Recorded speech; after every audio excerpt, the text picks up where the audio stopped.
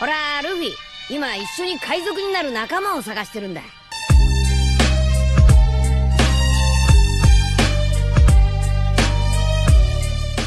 Hello guys, welcome to my channel The Wandering Zoro, your go-to destination for anime-related content.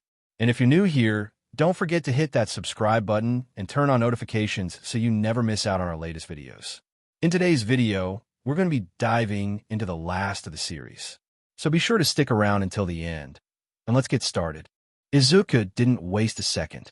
The moment Midnight's whip cracked, he lunged, engine flaring in his legs, air blasting behind him as he closed the distance in a blink. Not at full power, not even close, but fast enough that most students couldn't track him. He swung with a controlled, measured strike aimed at her shoulder, not enough to break, just enough to force engagement. Nana jerked aside at the last second, stumbling in the process. Izuku clicked his tongue. He dashed again, she dodged again, barely. Another swipe, another dodge. A feint, she flinched and jumped back. She wasn't fighting. She wasn't striking. She wasn't even using her quirk. She was just running. Izuku's annoyance flared instantly. He blurred forward once more, stopping right in front of her. Nana squeaked and rolled out of the way, scraping her knees on the floor. Izuku planted his palm on the ground as he pivoted. Nana picked a side. He muttered under his breath, too low for the crowd, but loud enough for her. Another dodge. Another retreat. Another wasted opportunity. In the stands, Aizawa's expression tightened behind his scarf. He knew that body language. He knew that frustration. Izuku wasn't angry at her strength, or her quirk, or her skill. He was angry because she wasn't choosing. She wasn't committing. She wasn't standing her ground. She was doing what she always did, avoiding, hesitating, folding under pressure. Aizawa sighed quietly. Kid, you're still holding on to that wound. Present Mike, hyped out of habit, started slowing down mid-call. Even he could sense something was off. Nana's dodging again. That's another close call. Shimura, Aizawa, just keeps it trying to. The crowd grew confused. Murmurs filled the air. Izuku darted forward once more, appearing behind Nana this time. She gasped and lunged forward. Still dodging. Still running. Still refusing. Izuku's jaw clenched. He wasn't yelling. He wasn't scowling. He wasn't even breathing heavily. But anyone watching closely could see how sharply his eyes narrowed each time she scrambled away. Aizawa rubbed his temple. Move past it, kid, she's trying. In her own way. You're stronger than this. But Izuku didn't hear him. Couldn't hear him. All he saw was the same pattern he'd lived with for years. Nana trying to be loved. Trying to be the good kid. Trying to avoid hurting anyone. Even him. She wasn't fighting. She was apologizing with her feet. Izuku exhaled sharply through his nose. Stop dodging. She froze for half a second. That was all he needed. In that pause, the tiniest betrayal of fear, Izuku shot forward, ready to end the dance. Because he was done watching her run from him, and from the truth. Izuku saw it all before it even happened. Her trembling hands, her watery eyes, the way her fingers curled into fists like she was trying to squeeze courage out of her own bones. She wasn't afraid of losing. She was afraid of disappointing. That look was way too familiar. Izuku felt his irritation loosen in his chest. Just a little. He exhaled through his nose and straightened his posture. Nana, he said quietly, voice steadier than before, you're going to break yourself if you keep acting like this. She froze. He didn't sound mocking. He didn't sound angry. He sounded like a big brother again, one she barely remembered but had missed. Pick something, he said. A stance. A goal. A reason. I don't care what it is. Just stop running. Her breath hitched. You want to prove something? Then fight me. Don't cry at me. Nana wiped her face with her sleeve, chest shaking. And for the first time since the match started, she nodded. She stepped back. Her boots dug into the arena floor. Her fingers tightened. A spark flickered around her arm, tiny and unstable. But it grew, and grew, and grew. Golden lightning arced up her limb, bursting across her shoulder. Her hair whipped behind her from the force. Students gasped. Present Mike nearly swallowed his mic. Tashinori stood up from the VIP box with panic etched on his face. Nana clenched her teeth. I'm not running. she whispered, more to herself than him. Not this time. She roared and launched forward.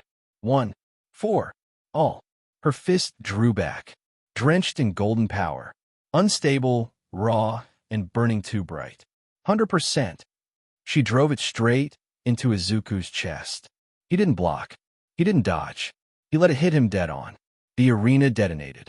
A shockwave ripped across the stadium, flattening the grass, blasting dust, rattling the entire structure. Kids in the front row grabbed the rails. Hats flew off. Mike screeched. Aizawa blinked once his scarf flying back from the sheer force. When the dust finally cleared, Izuku was still standing, barely moved an inch. Smoke drifted off his shirt. His chest steamed.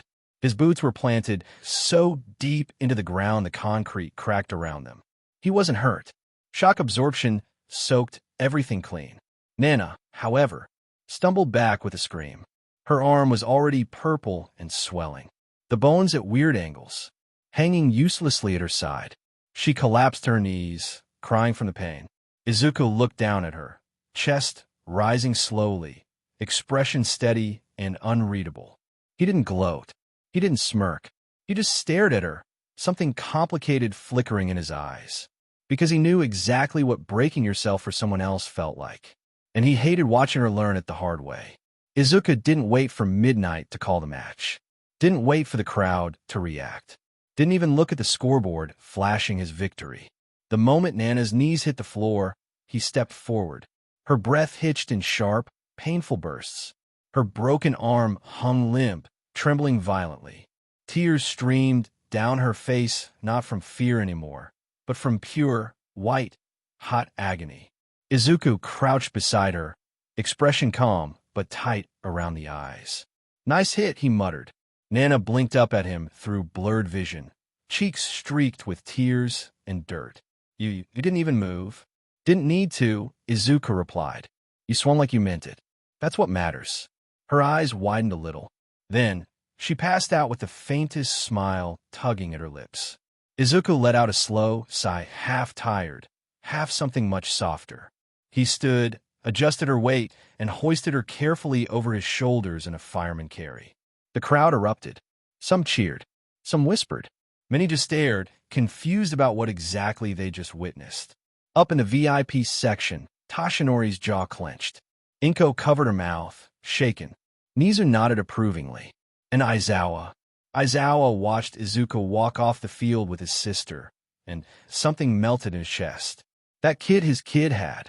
Grown up into someone terrifying, yes, but also someone gentle where it counted. Izuku stepped out of the arena and into the tunnel, the noise fading behind him. Recovery Girl was already prepping her equipment when he arrived. He gently laid Nana down onto the bed, brushing debris out of her hair. Before stepping back, he leaned in close and whispered just for her. You did good, sunshine. Better than you think. Her sleeping face relaxed, the pain leaving her brow. She smiled faintly, even unconscious. Recovery Girl raised an eyebrow at him, but said nothing, just hummed knowingly as she began treatment. Izuku straightened, rolled the tension from his shoulders, and stepped out into the hallway again. Aizawa was waiting there. He crossed his arms, but his eyes softened. You handle that well, the man said, voice low. Good restraint. Good judgment. Izuku shrugged lightly. Just did what made sense. Aizawa's lips twitched. Still proud of you. Izuku blinked, caught off guard for half a second before a small, genuine grin tugged at the corner of his mouth. Yeah, thanks, Dad. Aizawa cleared his throat like he wasn't suddenly flustered. Get back to the stands. You'll want to see who you're fighting next. And Izuku walked off, hands in pockets, heartbeat steady. Transition. Izuku stood loosely, hands in his pockets, visor off, gym uniform dust stained from the earlier matches. Across from him, Bakugo vibrated like a grenade with legs, palms already popping with light. Todoroki stood frozen calm, frost creeping up the tiles around his feet. A triangle of tension, a triangle of history, a triangle of three kids who should have never ended up on the same battlefield this early in life. Present Mike hyped the crowd into a frenzy, but Izuku barely heard any of it. His mind was busy, Bakugo's Quirk? Absolutely worth copying. Todoroki's half cold, half hot? Oh, he needed that one. Too much versatility to pass up. Both of them, perfect additions to his growing arsenal. He rolled his shoulders lazily. Gotta touch them both. Easy enough if he played this right. Bakugo squinted at him like staring down the ghost he swore died 2 years ago. You, he growled, explosions spitting from his palms. I don't know who the hell you think you are, Deku, but I'm taking you down first. Izuku gave him a bored half-smile. Okay. Bakugo twitched like that offended him on a molecular level. Todoroki cleared his throat and looked Izuku dead in the eyes. You're strong, he said simply. But you should understand I'm not holding back because you're Aizawa's kid. Or because you're whoever you used to be. Izuku blinked. Oh, trust me. You're the last person I expect to hold back. He paused. Actually, no. You kind of do that by default, but whatever. Todoroki stiffened, offended in a polite, rich kid kind of way. Bakugo snarled. Quit ignoring me, you extra. Izuku cut him off mentally, his thoughts drifting to Endeavor. That monster. Quirk marriage, abuse, breaking a family just to create a masterpiece. Shoving his mother, so far she snapped and burned her own son. Yeah, Hellflame was definitely on Izuku's to steal list. Not today, but soon. He'd even visit Rei Todoroki. Make sure Endeavor can't stop him. But right now, Izuku flexed his fingers. Veins glowed, faint green beneath the skin. Heat rippled from the boys across from him. This was his chance. Explosion. Half cold, half hot. 2 quirks he could take without hurting anyone innocent. 2 perfect trophies. Midnight raised her whip, the crowd leaning forward in excitement. Fighters. Izuku's pupils shrank with focus. Bakugo crouched, palms sparking violently. Todoroki's right side frosted over, left side steaming. Begin. Whip. Bakugo lunged first. Todoroki unleashed a glacier. Izuku smiled. Time to hunt. The arena erupted the instant the whip cracked. Bakugo blasted forward like a living rocket. Todoroki froze half the stage in a single sweep. Izuku blurred between them, engines roaring, repulsion rings sparking, his boots skidding across ice and shattered earth. Chaos wasn't even the right word. It was beautiful mayhem. Present Mike was practically combusting. Oh my god, holy cow, did you see that? Izuku just slid under Bakugo's AP blast with 0 effort, and Todoroki is freezing the entire left wing of the arena. They're all gonna die. Shota. Aizawa didn't even look away from the fight, and yet you're still yelling directly into my ear. It's my job. Bakugo screamed as he launched himself diagonally across the battlefield. DKU, I'm gonna blow that smug face off your... A flash of green cut through the explosion. Izuku dodged so fast Bakugo punched empty air, the shockwave blowing apart concrete. Izuku slid across the ground, using a repulsion ring burst to spin out of the way of Todoroki's ice spike. Nice aim, Izuku said casually. You thinking of trying with the left side next time, or? Todoroki narrowed his eyes, heat rippling off him. His left arm twitched. Izuku saw that, filed it away. Almost time to take that quirk. The crowd was losing their minds. Students from Class 1A were screaming, banging on the railing. 1B was shouting in equal parts admiration and jealousy. Pro heroes in the VIP balcony were leaning forward so hard someone was going to fall off. And Mike, dear God, Mike was using his quirk at full volume. These 3 are absolutely insane. The level of firepower, the footwork, the quickscope dodges Izuku just parkoured over an ice wave while Bakugo used it like a ramp. They're breaking the arena records and the floor and possibly my microphone. Aizawa sighed deeply. That's coming out of UA's budget. Down on the field, Bakugo kept detonating everything. Todoroki kept freezing and blasting fire, just barely. Izuku kept weaving between it all like he was dancing. Explosion smoke. Ice shards. Flashes of green power. Heat waves distorting the air. And a crowd? They were eating up the chaos like it was the greatest thing they'd ever seen. And honestly, Izuku was having fun. Real fun. This was what he loved. The movement, the strategy, the openings, the micro reads. with the added bonus that he could steal whatever quirk he touched. This was the storm before the real storm. Because Izuku had one goal left for this match. Get close enough to put a hand on both of them. Bakugo hit his limit first. You could feel it. The way the explosions got sharper, louder, angrier. The way his pupils shrank into little pinpoints of murder. He'd been chasing Izuku uselessly for minutes. He was sick of Todoroki freezing half the stage. He was sick of the crowd cheering for someone else. And he was done holding back. All right, enough of this thing. He rocketed straight up into the sky, spinning violently. The air warped around him, spirals of smoke and flame forming a tornado around his body. Present Mike almost swallowed his tongue. Here, it comes the kid, is actually going for it. Todoroki's eyes widened. Izuku raised an eyebrow. Bakugo screamed from the air. Howitzer! And then, impact. He came down like a meteor wrapped in explosions. A controlled hurricane of pure destruction. The blast hit the arena dead center. A shockwave ripped across the stands. People flinched, some ducked. Aizawa clutched the railing with one hand and braced. Izuku was already moving, teleporting out of the blast radius in a green flash. Todoroki wasn't as lucky. The explosion swallowed him whole. Ice shattered. Fire sputtered out. His body slammed backward like a rag doll, skidding across stone until his unconscious form toppled over the edge of the arena. Ring out. Midnight threw her whip down. Shoto Todoroki is out of bounds and unable to continue. Eliminated. The stadium roared. Todoroki lay still, smoke rising off his uniform, hair singed at the ends. Off to the side, Endeavor leapt to his feet in the VIP section. Shoto, but Izuku beat him there. He teleported next to Todoroki in a blink, checked his pulse, checked his breathing, then waved to the medbots to hurry. Bakugo landed in the crater, panting, teeth bared in a grin. He turned toward Izuku, chest still heaving. One down, he spat. Now it's just you and me, DKU. Izuku didn't answer right away. He was still crouched beside Todoroki's unconscious body, staring at the bruise forming on the boy's temple. Nice move, Izuku finally said, standing and dusting off his palms. He faced Bakugo fully now. And terrible aim. Bakugo snarled, palms igniting again.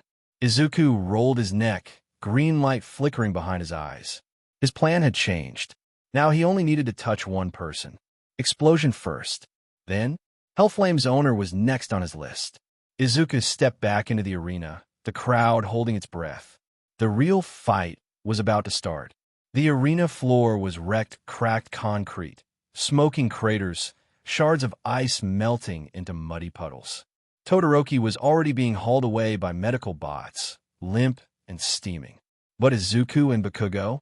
They didn't pause, didn't breathe, didn't blink. The second Todoroki was cleared. Boom! Bakugo blasted straight at Izuku with a feral scream, sparks crackling off his arms like a wild beast thrashing in a cage. Izuku just grinned. A real grin. Sharp, excited, a little unhinged. Finally someone who could actually push him. Bakugo swung a right hook, explosion trailing behind it. Izuku ducked clean under it and flicked a repulsion ring burst into Bakugo's ribs, sending him skidding across the tiles. Bakugo recovered instantly, boots digging into the floor, smoke billowing around him. You think this is funny? He roared. Izuku flexed his fingers. Yeah, kinda. Bakugo went feral. He launched a barrage of AP shots, tiny, concentrated detonations whistling across the field. Izuku weaved between them like it was nothing, engines flaring behind his calves, movements razor-sharp and efficient. Every dodge, every sidestep, it wasn't frantic. It wasn't desperate. It was clinical. Izuku was reading Bakugo like a children's book. The crowd chanted their names. Mike screamed commentary. Aizawa didn't move an inch, just watched with those tired, proud eyes. Bakugo blasted forward again, sweat pouring down his face, sparks flying brighter as his nitroglycerin production ramped up. Izuku made a mental note. He gets sweatier, he gets stronger. Keep your distance until he peaks, then close in for the touch. Bakugo roared and exploded upward into a vaulting arc, swinging down with a blast meant to crater the entire stage. Izuku lifted one hand. Force shield. The explosion hit invisible energy, rippling like a heat wave. Bakugo recoiled midair, shocked. He hit the ground rolling, screaming through clenched teeth. "Stop dodging and fight me." Izuku smirked, eyes half-lidded. "I am fighting you. You're just slow." Bakugo saw red. Literally. His explosions turned orange-white, popping like grenades strapped to jet engines. Izuku's blood thrummed. His grin widened. This was it. This was the Bakugo he'd always imagined. Unrestrained. Furious. Stronger by the second. Izuku countered using engine to dash circles around him, flicking Bakugo's wrist, tapping his shoulder, knocking his palm just out of position so the next blast fired wide. Bakugo screamed in frustration. "Stand still, DKU." Izuku leaned in close and whispered as he slipped past another explosion. "Make me." That broke something in Bakugo. He blasted backward, using an explosion to launch straight at Izuku head-on, palms crashing together for an all-or-nothing blast. Izuku's hair flickered green. His hand lit up. His smile sharpened. He wanted this. Wanted to see how far Bakugo could go, and then surpass it. This wasn't fear or anger or revenge. It was the thrill of finally beating the boy who stepped on him his whole life. Izuku slid one foot back, feeling the ground vibrate. Almost close enough. Just one touch.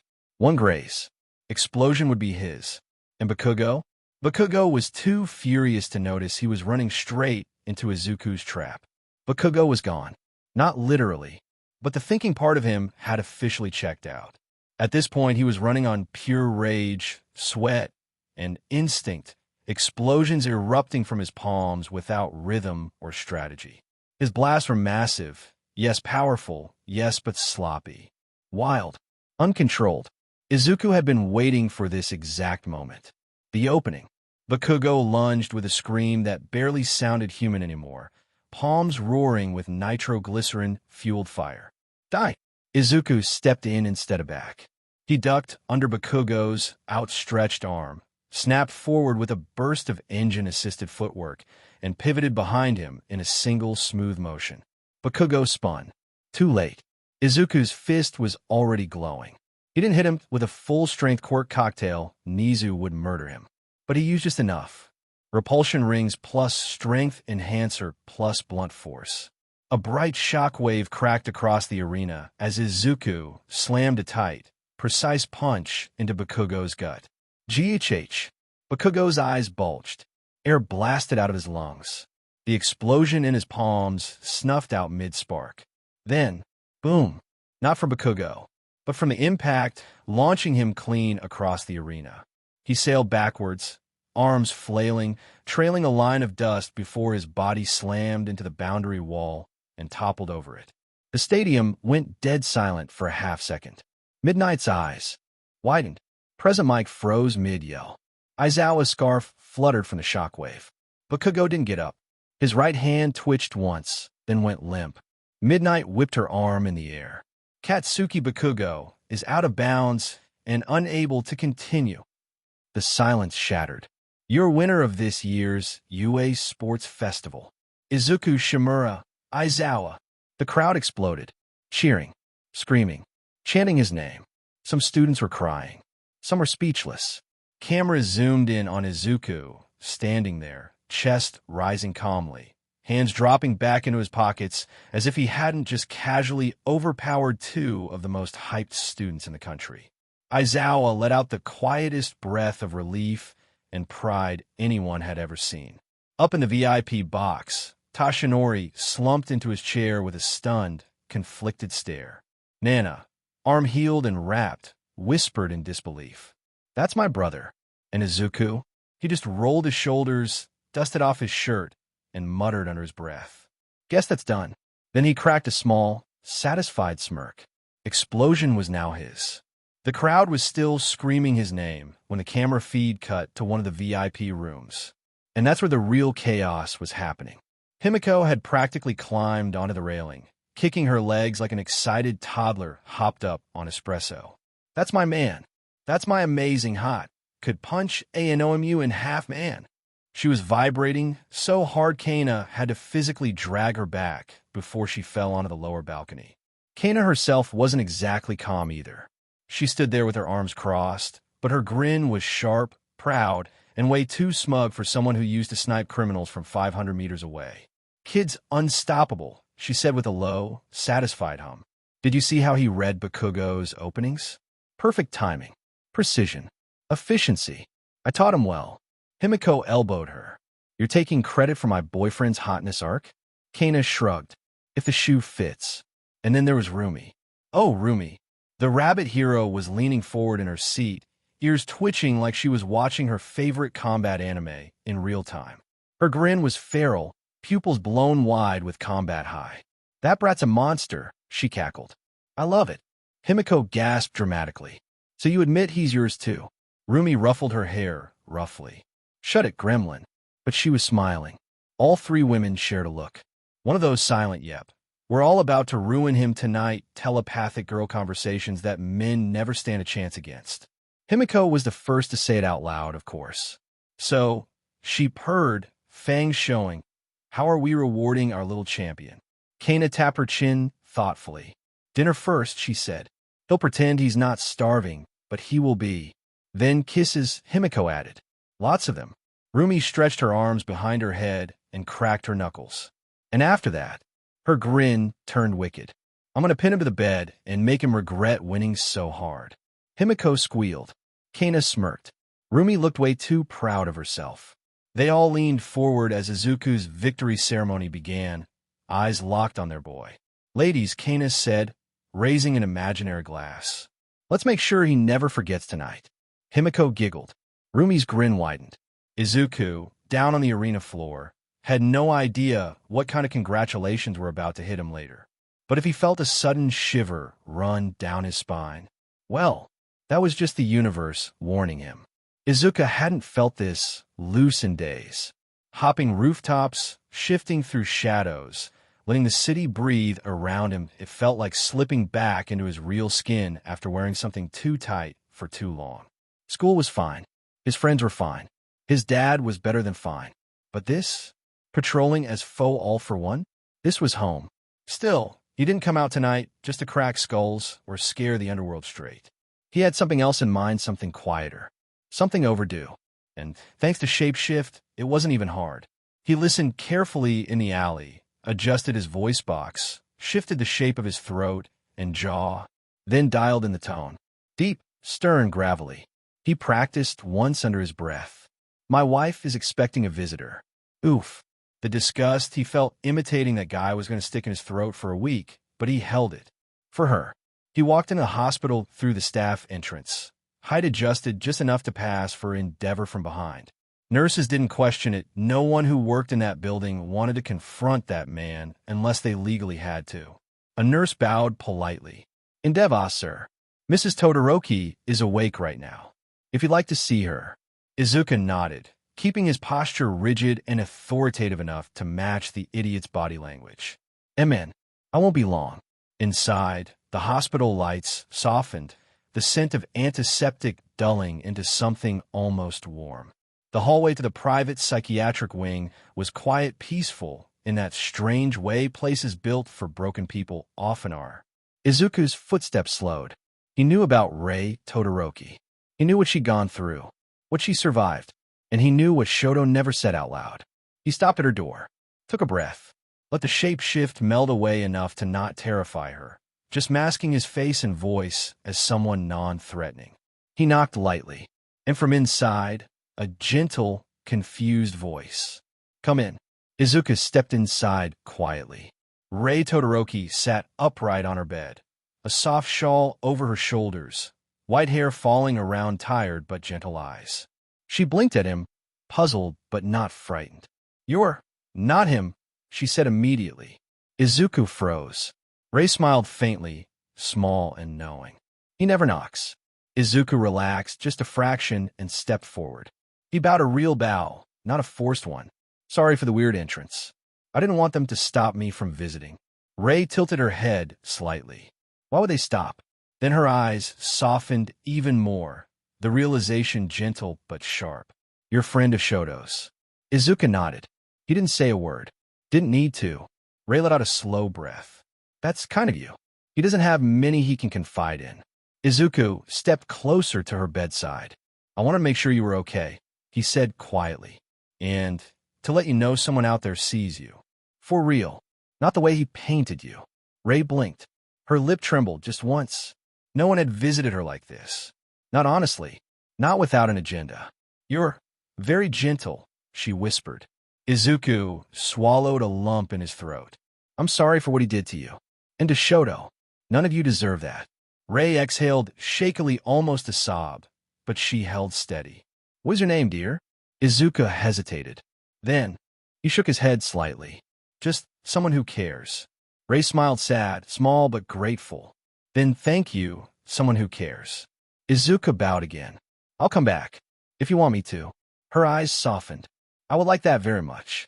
Izuku turned, hand on the door, but he paused and added quietly. And I promise, one day, he won't be able to hurt anyone ever again. Rei stared at him, calm and steady. Good. Izuku stepped out into the hallway, the door clicking shut behind him. His expression hardened just a little. Tonight wasn't about revenge. Not yet. But Endeavor's name had officially been written onto Izuku Shimura Aizawa's list. And Izuku never erased a name once it was on there. Transition. Aizawa stood there in front of them with that classic, I look dead inside, but I'm actually proud of you idiots expression. His scarf drooped lazily around his neck as he scanned the room, capturing each student with that sharp, quiet presence only he could pull off. You all did well during the sports festival, he said, tone flat as dry toast, but anyone paying attention could hear the warmth beneath it. Some of you did better than most. Some of you made choices. Half the class shifted in embarrassment. Mineta whimpered. Bakugo clicked his tongue. Todoroki pretended to not exist. Izuku? He sat there calm, perfectly upright, absolutely glowing with barely contained smugness he swore he didn't have. Aizawa continued. Putting that aside, it's time for the next step of your hero training. He clicked a remote, and the projector lit up behind him with big, bold letters. Internships. A chorus of whispers bubbled up. Jiro sat forward. Kaminari nearly fell out of his chair. Aizawa raised a hand. The sports festival doubles as a scouting opportunity. Pros from across the nation watched your performance and submitted offers. Not everyone was scouted. Don't whine. That's life. Mineta already started to whine. Aizawa glared. Mineta shriveled. For those who didn't get offers, don't worry. UA has partnerships with dozens of hero agencies. You'll get placed somewhere suitable. Izuku could feel the side eye from Bakugo burning a hole into his skull. And Shoto's too. That quiet, confused bafflement like he couldn't decide whether Izuku was a rival, an anomaly, or a walking headache. Aizawa clicked to the next slide. And for those who did get offers, some of you got a lot.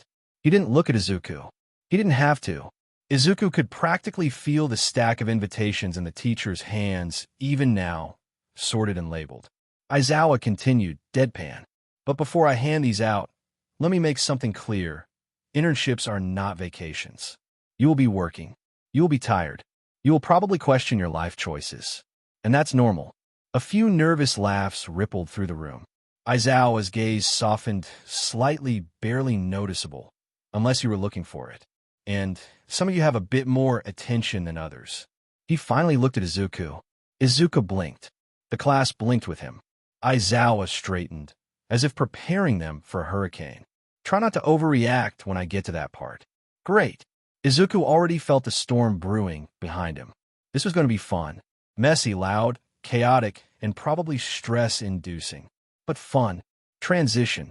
The moment Aizawa changed slides, the entire room perked up like a pack of over-caffeinated puppies suddenly spotting a treat. This next part, he droned, is apparently very important to all of you. His voice implied it absolutely was not important to him personally. A new title appeared on the projector. Hero names. Half the class gasped. Hagakure squealed. Kirishima pumped a fist. Bakugo smirked like Destiny personally asked him to name himself Explosion God King Murder Teen, and he was ready to sign. Aizawa exhaled, looking spiritually exhausted already. Midnight will be handling this. I don't have the energy. He gestured lazily toward the door. Right on cue. It slammed open with a dramatic bang, and Midnight strutted in like a wrestler coming down the ramp, heels clicking, hair shimmering, grin wide and predatory. "Hello, first years," she purred, tossing a wink that made Kaminari short-circuit. Aizawa just walked to the side of the room to begin existing in peace. "Hero names," Midnight announced, "are your identity, your pride, your personal brand. They have to be memorable, meaningful, and marketable." Class A buzzed with excitement and nerves. Everyone except Izuku. Izuku sat there calm as a monk, spinning a pen between his fingers. He'd already been through public identity, branding, and public fear campaigns. Hero names? Old news. Aizawa noticed first. "You good to go?" He asked quietly, hands in pockets. Izuku nodded. "I already have one. I don't plan on changing it." Aizawa hummed, not disapproving, not surprised, more like resigned acceptance. Midnight clapped her hands. "Izuku Shimura Aizawa, you're up first." Izuku stood, bowed politely, and said calmly, "I already have my hero name. With your permission, I'll sit this part out." The class stared. Midnight blinked. "Oh, confident one, aren't we?" She smirked. Fine, fine. Principal Nizu already approved your file anyway." Aizawa waved a hand toward the door. "You can go. Just stay out of trouble." He didn't have to say, "I know you're going to do patrol stuff." It was implied. Izuku slung his bag over his shoulder and slipped out, leaving behind 20 curious eyes and a room full of whispers. He already has a hero name? Did he register early? What even is it? Why won't he say it? Because Izuku Shimura Aizawa had two names. One for the light, one for the dark, and he wasn't ready to show the world how deeply those two sides intertwined. At least not yet. Transition. Izuku hadn't even made it 10 steps down the hallway before he heard it. "Izuku." Her voice. Small, shaky but determined. He stopped. Of course he stopped. Nana stood there, hands balled into fists, shoulders tense, like she was physically trying to hold her courage in place. He didn't run. He didn't glare. He just waited. "Can we talk?" she asked. Izuku didn't answer immediately, just nodded once and motioned for her to follow him. They slipped into an empty side room, the door closing softly behind them. Silence. Nana wrung her hands, eyes darting everywhere except at him. Izuku leaned back against the desk, arms crossed, quiet but attentive. She swallowed hard. "I want you to have one for all." Izuku blinked, slowly, then raised a brow. She kept talking before he could say anything. "I know what you're thinking. Dad'll be furious. He'd probably disown me." But her eyes finally met his, wet and raw. "I don't care." That wasn't something she said lightly. "I don't deserve it," she whispered. "I never did. He picked me because I was his daughter, and I let him. I went along with it. I pretended I was special when I wasn't. Not compared to you." Izuku felt an unpleasant tug in his chest. Guilt wasn't something he enjoyed, but it crept in anyway. "Izuku, you're stronger than me. Braver. Smarter. You became a hero on your own." She lowered her head. "I didn't. I was handed this power because I was convenient." Izuku breathed in through his nose and let out slowly. "Nana," he said, firm but not unkind, "I'm not taking it." She looked up, startled. "I don't need it," he continued, "and I don't want it. I earn what I have. I built who I am. I'm done basing my life on what Dad thinks I should be." Her lip trembled. "But," she whispered, "I don't know how to control it. I keep hurting myself. I can barely use it at all." Izuku rubbed his forehead and sighed. "Then stop trying to force 100% into one limb. Genius." She stiffened. "What?" "Spread it out evenly," Izuku said, gesturing to his own body. "Stop putting everything into your arm or your legs or whatever part you're trying to blow off today. Think diffusion, not detonation." She blinked at him. Once. Twice. "That actually makes sense," she said quietly. "Good," he said deadpan. "Maybe you'll stop shattering your bones every time you sneeze." It earned the tiniest laugh. Weak but real. And then she moved. Before Izuku could react, Nana threw her arms around him in a sudden, desperate hug one she hadn't given him since they were kids.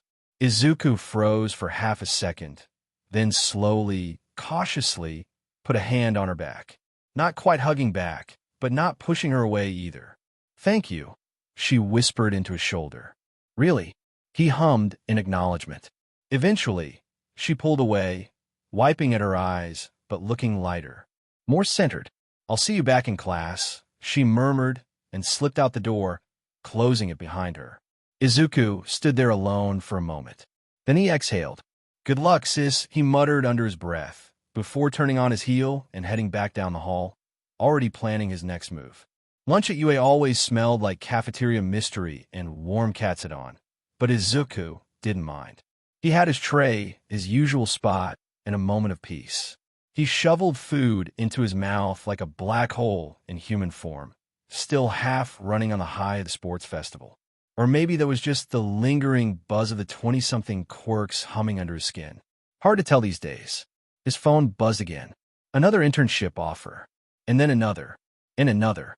Izuku stared at the list piling up names of agencies, pro-heroes, even a couple borderline shady vigilante-esque groups that somehow got his contact info. His eyebrow twitched. What am I supposed to do? Pick one. That'd be rude. They all begged so nicely. He kept eating.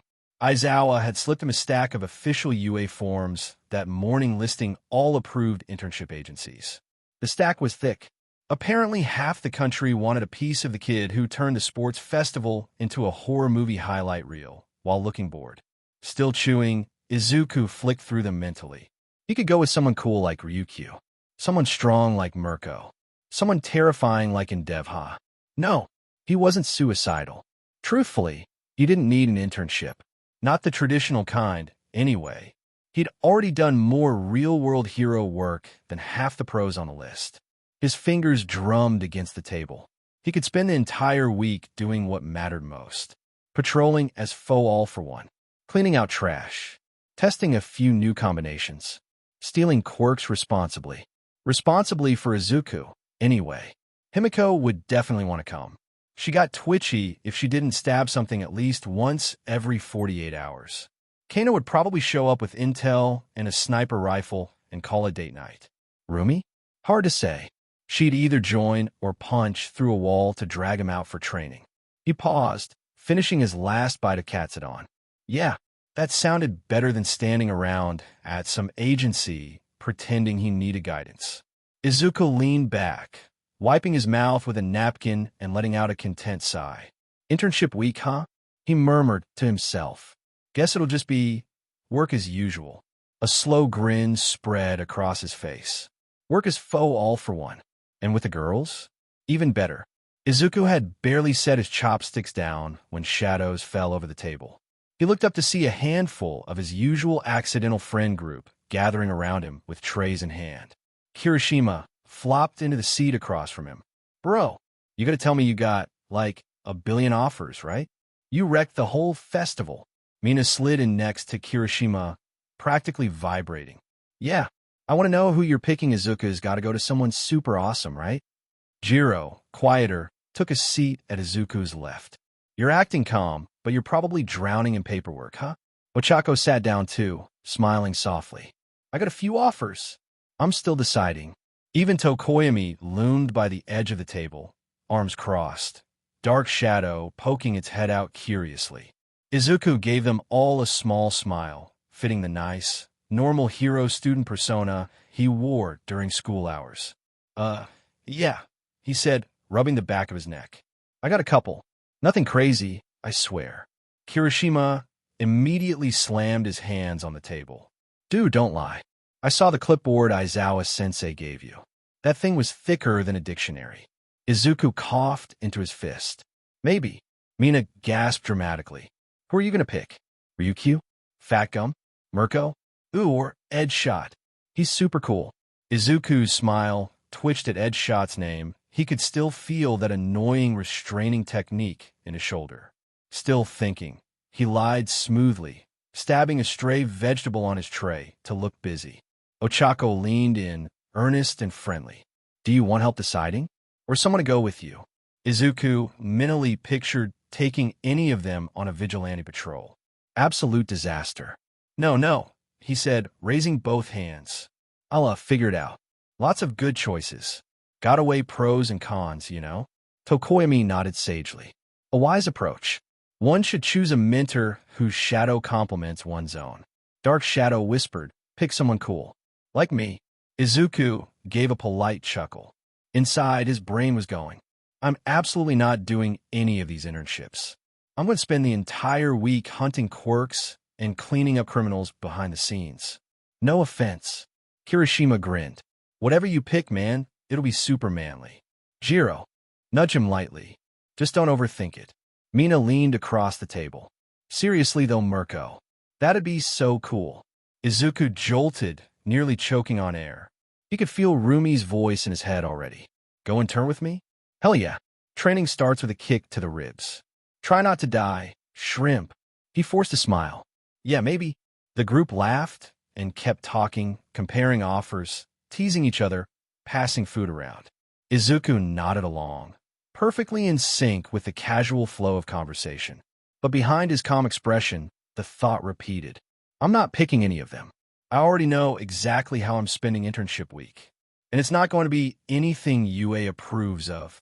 Izuku hadn't even finished pretending to debate internship agencies when a voice cut through the chatter. Shimura, Aizawa. Can I talk to you?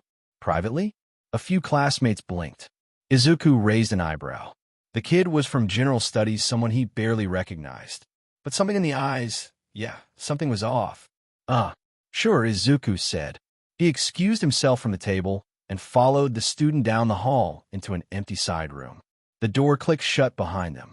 Izuku opened his mouth to ask what this was about, and the kid shoved him back against the wall and kissed him. Hard.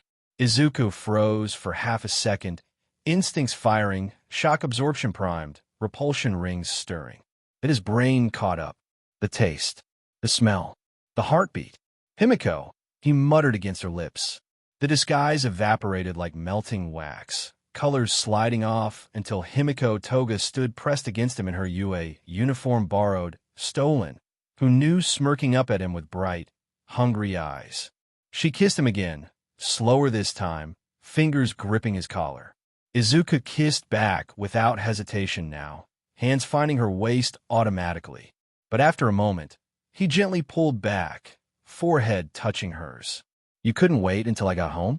Himiko grinned like she'd been caught stealing cookies. Nope.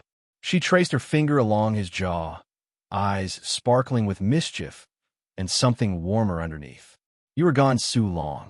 And then you were all, look at me, I'm a sports festival champion. And then you were all cool in class. And she kissed him again quickly. Really needed this. Izuku sighed, but it was fond. You know, if Aizawa walks in on this, I'm dead, right?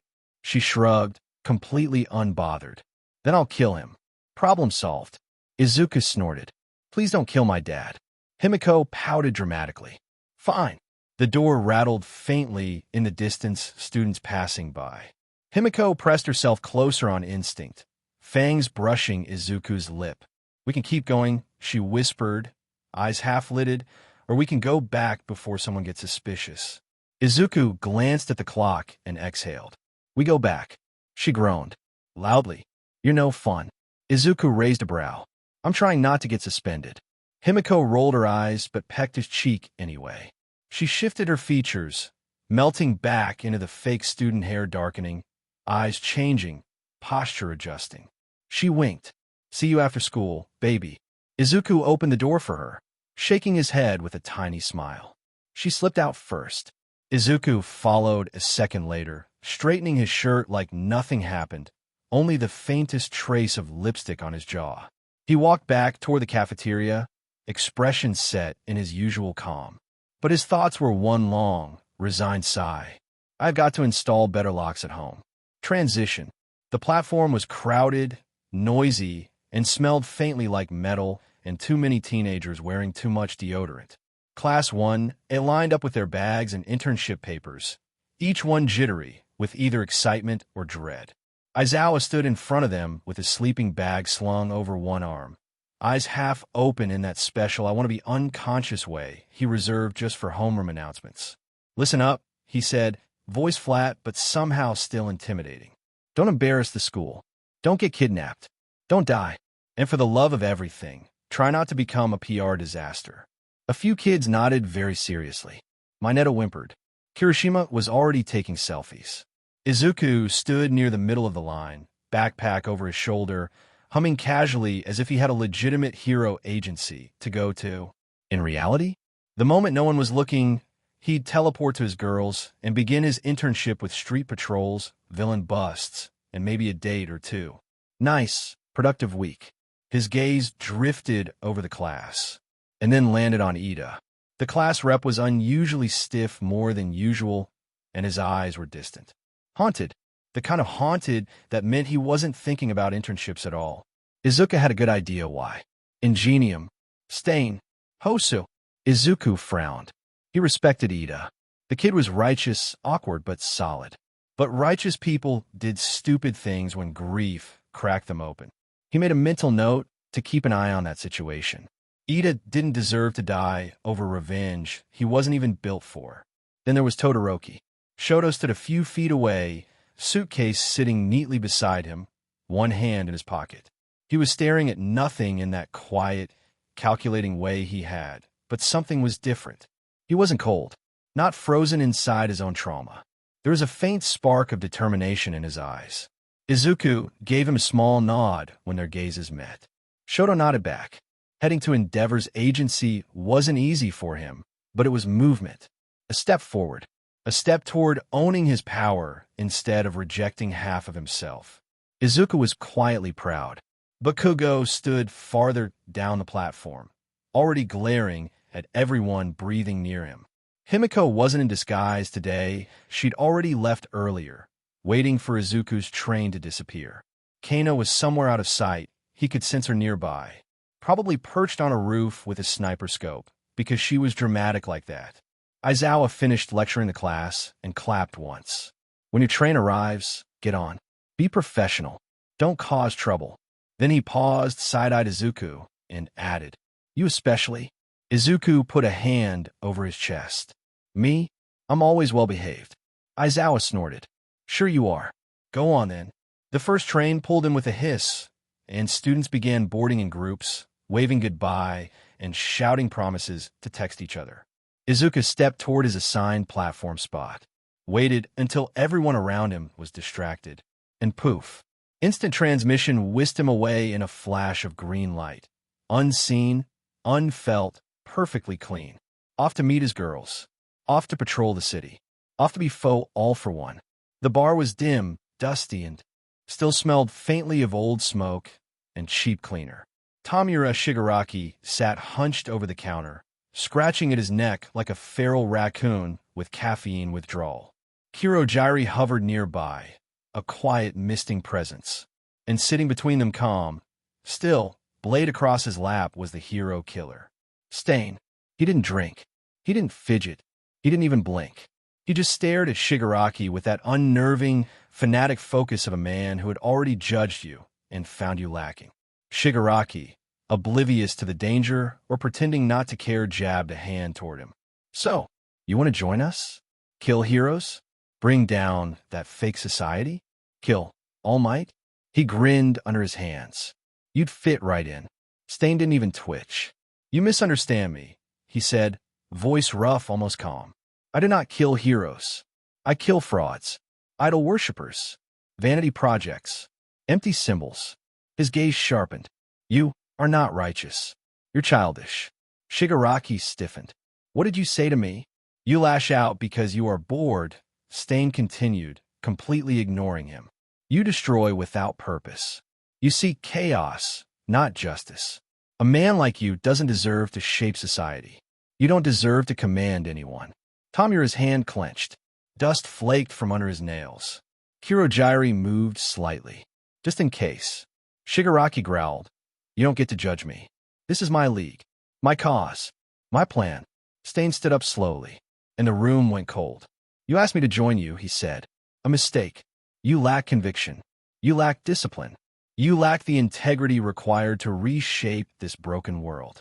Tamura took one angry step forward, and Stain was suddenly in front of him. A flash of red. A hiss of movement. One blade at Tamura's throat, another at his wrist. A third pointed directly at his heart. Shigaraki froze, eyes wide behind his hand-covered face. Kirojiri reacted instantly, his mist rising defensively. "Stain," he warned. "This is unwise." Stain barely glanced at him. "This one is no leader," he said coldly. "If I were to purge society of its filth, he would be one of the first to fall." Tamura trembled with fury, with embarrassment, with humiliated rage. The blade at his throat pressed a little harder, a whisper away from cutting. Then just as suddenly as he'd moved, Stain stepped back. He sheathed his blades calmly, as if he'd merely stretched his legs. "I do not join children playing villain," he said. "I have unfinished work in Hosu." Kirojiri stepped forward, bowing slightly. "Very well," the Mist Man said. "Allow me to return you to the city." Stain gave him a curt nod. Then he looked at Shigaraki one last time, eyes sharp with condemnation.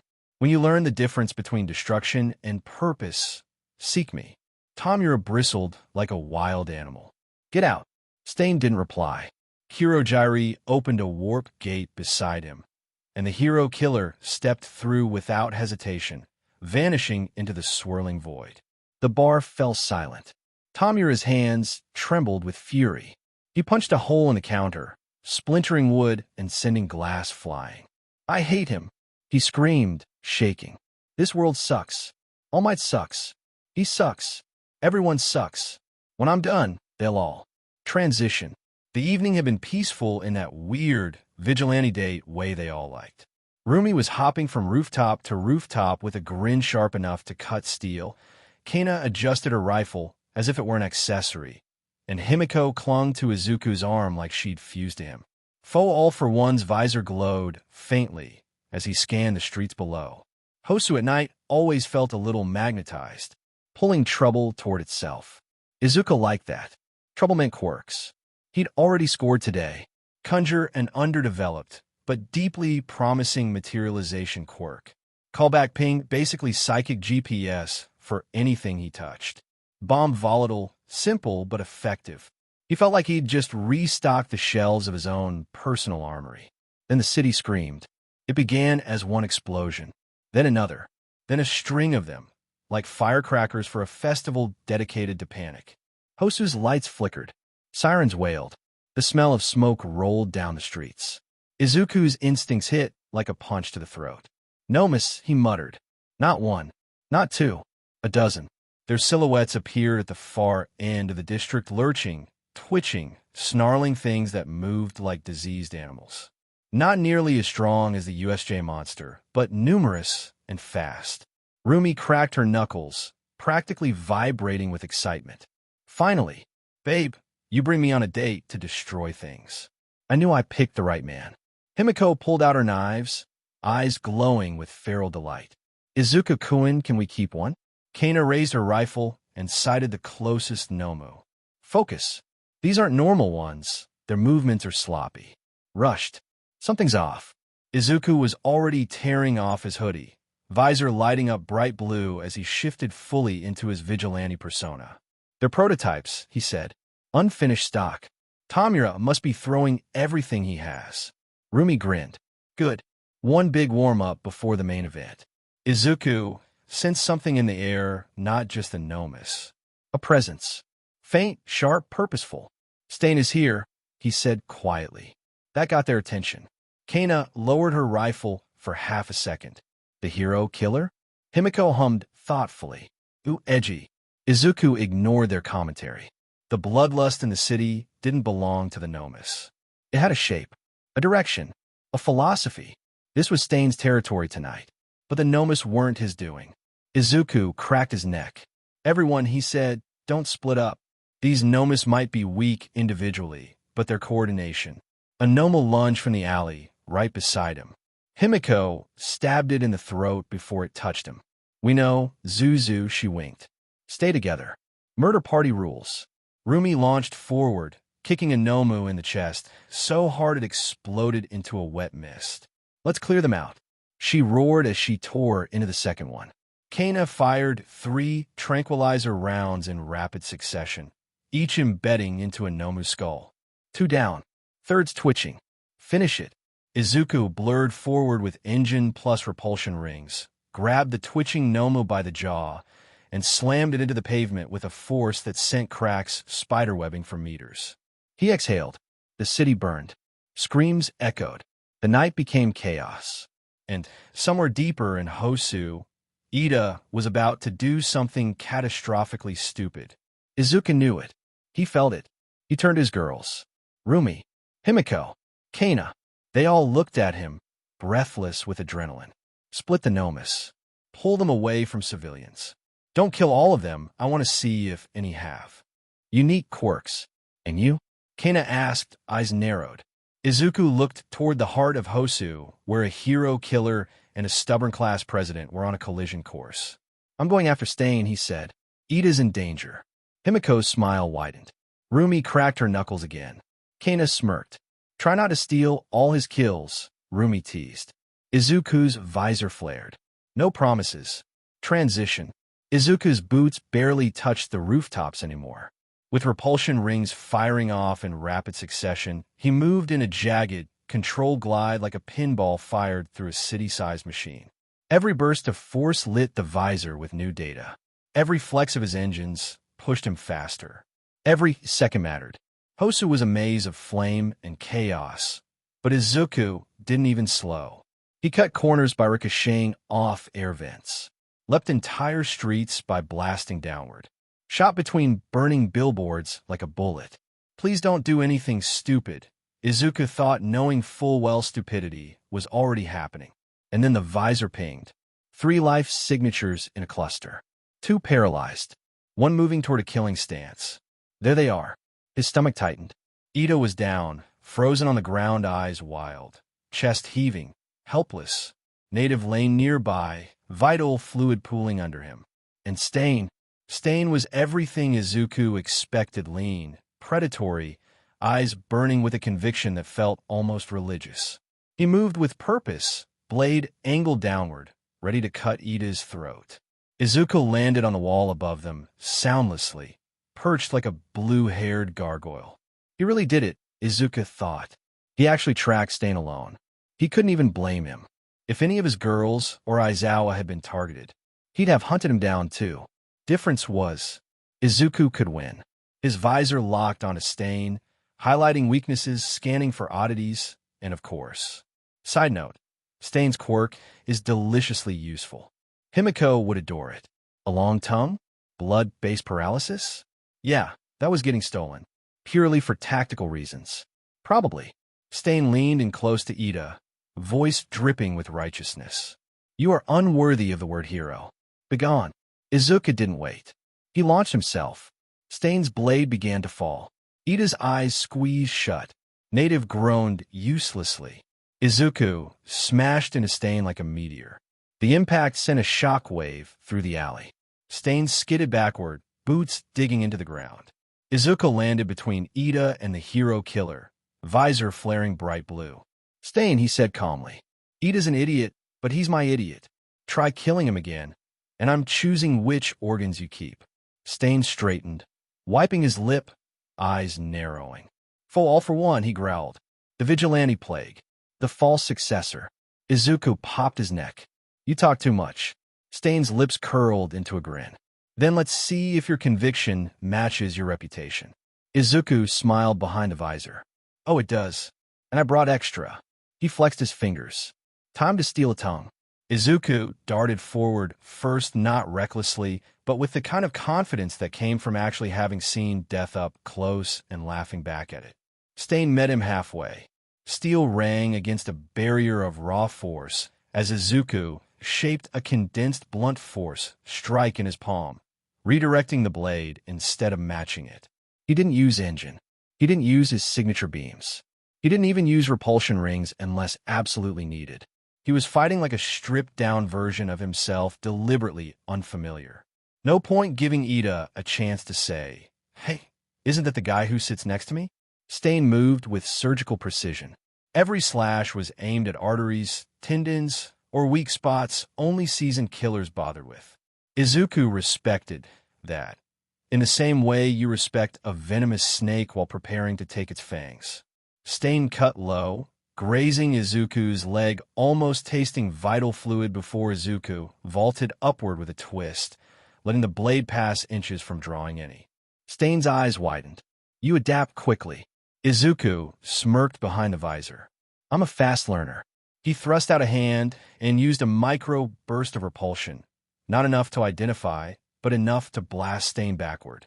The hero killer skidded against a wall, instantly rebounding into a crouch, ready to pounce. Ida grunted from the ground, still frozen. Izuku glanced at him only briefly. Ida, stay unconscious. Don't start connecting dots. Stain lunged again, high this time, blade angled for Izuku's visor.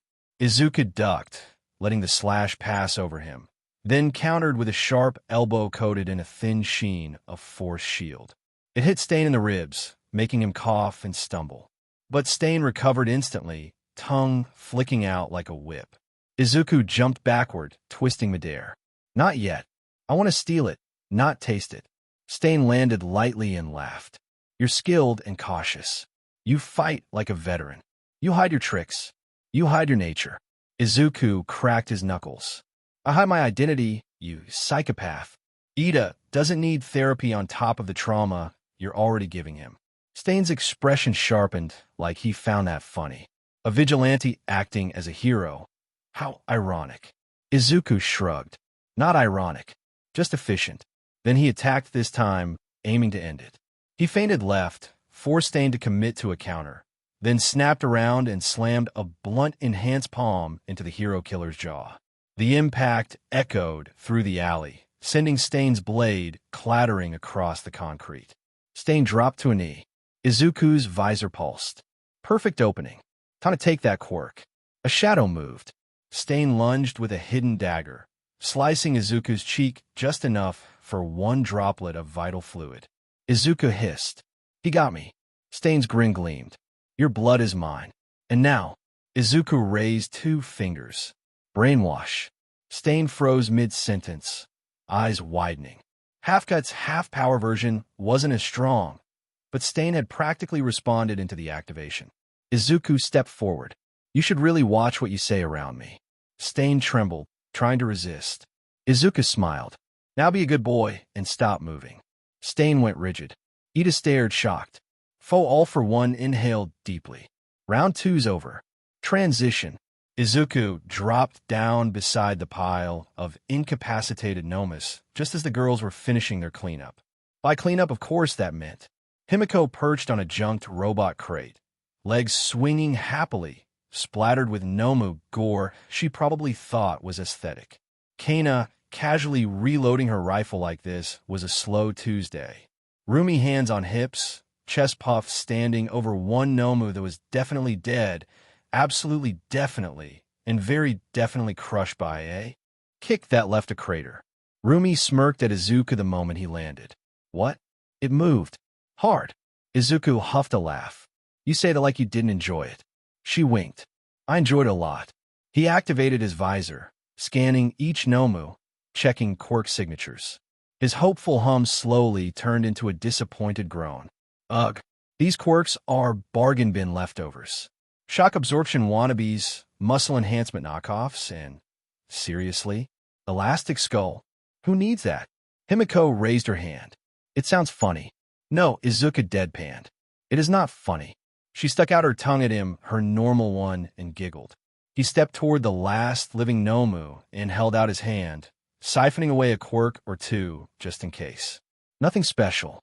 Nothing delicious. Absolutely nothing that would scratch the AFO itch. Izuku clicked his tongue. Whoever manufactures these things clearly works on minimum wage. Rumi folded her arms.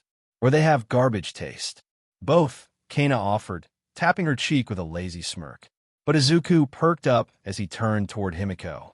Speaking of taste, Himiko bounced to her feet, eyes glowing gold as he beckoned her closer. Come here, kitten. She practically pounced into his arms. Izuku placed 2 fingers gently on her cheek, activating all for one in its softest, most delicate form. A dark shimmer traveled from his palm into her skin as blood-curdle, once-stain's pride and joy became hers. Himiko gasped, then burst into manic, joyful laughter as a long, flexible tongue unfurled from her mouth with a wet snap. "Oh my god, this is amazing!" Rumi raised both brows. "I'm jealous." Kana leaned forward. "I want to see what she does with it." Himiko didn't waste a second. She grabbed Izuku's face and kissed him messy, eager, and with that new tongue curling around his own. Then she broke the kiss and immediately yanked Kana in for one. Then Rumi, giggling like a demon between each. Rumi wiped her mouth with her thumb. "I knew the tongue would be fun." Kana cracked a smirk. "We're not waiting until later, are we?" Izuku's face flushed behind the visor could only breathe out. "I guess tonight's going to be intense." Himiko wrapped her arms around him, voice low and playful. "Tonight? Baby, we're starting the moment we get home." And, judging by the look all three girls were giving him, yeah, Hosu was about to witness something far more dangerous than Nomus. Izuku returned to UA with the same casual confidence. He always carried steady footsteps, relaxed shoulders, a quiet little grin that said he'd enjoyed his week far more than he should have. Rumi had swung by that morning just to steal one last kiss before letting him go to school, which Himiko turned into 3 kisses and Kana into a smug whisper about saving the rest for later. By the time Izuku stepped through UA's gates, he looked like a guy who'd spent a week doing exactly what he wanted. Class 1A, however, was a parade. Most of them came strutting back onto campus wearing little souvenirs of their experiences. MidoriIkaru had a determined glint in her eyes after training with Gunhead.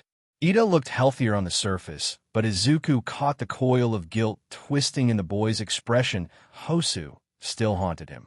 Todoroki walked with quieter steps, the beginnings of thaw in his posture. Momo was glowing from all the confidence she'd gained. Even Kaminari had his chest puffed out like he was a brand new man. Then there was Bakugo. Izuku nearly tripped when he saw him. The walking wildfire now sported an aggressively styled haircut, locks combed back, with so much gel it looked bulletproof. Best Jeanist must have had him hostage for a full week. Bakugo stomped past, snarling at anyone within breathing distance. "Don't say a word." Izuku didn't say anything. He simply smiled at the sight. Extra funny since the gel couldn't quite tame Bakugo's natural explosive chaos, so random pieces of hair were rebelliously sticking straight upward like antennae. As the class trickled into the room, chatter filled the air. Stories of villains, rescues, drills, and close calls circled around. Some proudly wore new gear. Others had new bruises. All of them had something to brag about. Izuku quietly took his seat, Aizawa already lounging in his sleeping bag at the front. The moment the bell rang, the homeroom teacher peeked out from the cocoon like a tired cat ready to judge each and every one of them. "Looks like most of you survived," Aizawa deadpanned. "Good. You'll need that skill." Izuku leaned back, letting the noise wash over him. His internship had been nothing like theirs. No agencies, no drills, just him, his girls, and a city that required a vigilant blade in the shadows. He'd taken down Stain. He'd harvested new treasures. He'd grown stronger. And now he was back to playing student among classmates who had no idea what true danger tasted like. He hummed quietly to himself, eyes half lidded with amusement. It was good to be home. Aizawa pushed himself fully out of the sleeping bag, rubbing the bridge of his nose like the weight of teaching was a physical burden he carried everywhere. "All right, enough reunion chatter," he muttered. The class quieted instantly. Old habits die hard. "Before you all run off to hero training, there's something you need to hear." Izuku already knew that tone. That was the brace yourselves, kids tone. Aizawa scanned the room with that same dry, unimpressed stare he kept even in life or death situations. Midterm exams are around the corner. Half the class deflated instantly. Kaminari let out a weak whine. Siro slumped backward over his desk like his soul had left his body. Mina put her head on the table in full mourning position. Aizawa continued, utterly unbothered. "There will be written exams and practical exams. Both will matter. Both will be difficult. And both will determine whether or not you get to attend the summer training camp. that snapped 90% of the class upright. Aizawa smirked just barely. Ah, so that got your attention. Izuku rested his cheek on his hand, watching everyone freak out. Midterms, written tests, practical tests, the whole deal. He didn't mind. It would be simple enough. He'd been studying advanced hero theory for fun when he was still quirkless. And as for the practical exam, yeah, he wasn't worried. Behind his scarf, Aizawa's eyes drifted toward Izuku for a half-second. Just checking on him. Just making sure he was all right. Izuku gave the tiniest nod back. Aizawa moved on. I expect you all to take this seriously. Anyone who slacks off will not enjoy the consequences. He didn't elaborate mostly because he didn't need to. One threat from Aizawa was enough to straighten anyone's spine. He pointed lazily toward the door. Hero training starts in 10 minutes. Get changed, get ready, and try not to embarrass me. The class scrambled to their feet instantly. Izuku stood at normal pace, hands in his pockets, listening to his classmates mutter anxiously about tests, quirks, training camps, and failing grades. He couldn't help smiling a little. Midterms, villain attacks, training camp. Life was about to get extremely interesting. Transition. Tomura tapped his fingers against the metal counter rapid, irritated, restless. A habit he'd picked up ever since Hosu. Ever since him. Jiren strolled in like he owned the place, a suitcase in one hand and a cigarette dangling from his lips. All right, kid. Brought you some colorful candidates. Tomura glared, but didn't interrupt. He couldn't deny Jiren had a talent for dragging in the trash and monsters nobody else bothered looking for. The suitcase clicked open. First to step forward was a tall man with messy black hair, pale skin covered in purple burn patches, stapled together like a science experiment gone wrong. His eyes, cold and sunken, flicked up to Tomura with a dead, patient sort of hatred behind them. Jiren introduced him with a smirk. This is Dabi. Don't touch his flames unless you want to melt. Tomura stared at him. Dabi stared back. Mutual judgment. Mutual, I don't like you yet, but maybe I can work with you. Next was a man dressed like a circus dropout tuxedo coat, face paint, funny little hat. Jiren waved lazily. Mr. Compress. He does magic tricks. Mr. Compress bowed dramatically. I prefer performances, thank you. Tomura's lip twitched. Magicians were creepy. This guy? Worse. Behind him stepped a tall, red-haired woman with a confident frame and a trans pride pin on her vest. She cracked her knuckles. Name's Magna. You give me trouble, I'll break your spine. This one's direct, Jiren added. Lastly, a scaly, reptilian man stepped forward wearing a costume clearly inspired by Stain's same scarf. Same pattern, same wild eyes. I'm Spinner, he said proudly, a devotee of Stain's ideals. I wish to aid someone worthy of his vision. Tomura clicked his tongue. For weirdos. For headaches. But he needed bodies. He needed fighters. And he needed people who hated the system. Fine, Tomura grumbled. I'll think about which ones I want for the league. Jiren whistled. A big step for you, kid. But Tomura wasn't listening anymore. He was staring at the screen on the bar counter, a news report replaying Hosu footage. And there he was. Foe all for one. Izuku Shimura Yagi whatever. The brat who stole the Noma's quirks. The brat who ruined the USJ. The brat who embarrassed him twice. Jiren noticed the twitch in Tomura's fingers. Still thinking about him? Tomura's voice rose scratchy, bitter, furious. He ruined everything. He stole my Nomo. He interfered with all might. He made a joke out of my attack. He kicked a chair so hard it splintered against the bar. I want him dead. I don't care how. I want him dead. Kirojiri placed a calming hand on Tomura's shoulder. Master would advise patience. There are plans unfolding. Tomura shivered with rage, nails digging into his own neck. Foe all for one. He muttered, voice cracking with obsession. He thinks he's special. He thinks he can steal quirks and walk away. Just wait. Just wait. I'll show him. Jiren chuckled, lighting another cigarette. You might want to bring more than 4 people if that's your goal. Tomura growled. The league was forming. Villains were gathering. Plans were shifting. And all of it, every ounce of Shigaraki's hatred was pointed at one person. Izuku Shimura Aizawa. Aizawa stood at the front of the room with a clipboard in hand, looking like a man about to announce execution orders instead of grades. Class 1A collectively tensed. Even Bakugo paused mid-grumble. He flipped a page. Since the midterm exams are close, he said, I took the liberty of running your academic progress through UA's ranking system. That wiped out whatever tiny bit of hope some students were clinging to. Aizawa glanced up, deadpan as ever. Let's start from the top. You could hear Kaminari whisper, please not Bakugo, please not Bakugo. Aizawa lifted the clipboard. First place, Izuku Shimura, Aizawa. A few jaws dropped. Some groans. One loud what? From Bakugo. Izuku blinked. He genuinely hadn't been trying that hard, but being a vigilante with AFO basically meant studying criminal patterns, physics, math, and urban planning on a nightly basis. Written exams weren't exactly intimidating. Aizawa didn't even look surprised. Second place, he continued, is Momo Yaoyorozu. Most of the class nodded. They expected that. Momo let out a relieved breath she didn't know she'd been holding. Third place, Aizawa paused, eyes scanning them slowly, Shoto Todoroki. Todoroki gave a tiny nod, acknowledging it but not caring much beyond that. The reactions in the room ranged from pride to sheer panic. Jiro thumped her forehead against her desk. Kirishima congratulated Todoroki. Mina hissed, I'm dead. I'm so dead. Bakugo glared murder at Izuku, like the ranking system itself must have been rigged. Izuku just shrugged. He didn't brag, didn't gloat.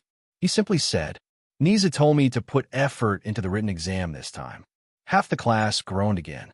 Aizawa rolled the page like a newspaper he'd swat them with. Those of you at the bottom need to start studying immediately. And no grabbing the smartest student and shaking the answers out of him is not acceptable. Zero slowly lowered his hand. Aizawa sighed through his scarf. You'll be paired off for the practical portion soon. Everyone else pull yourselves together. Midterms determine whether you're going to the training camp or staying behind.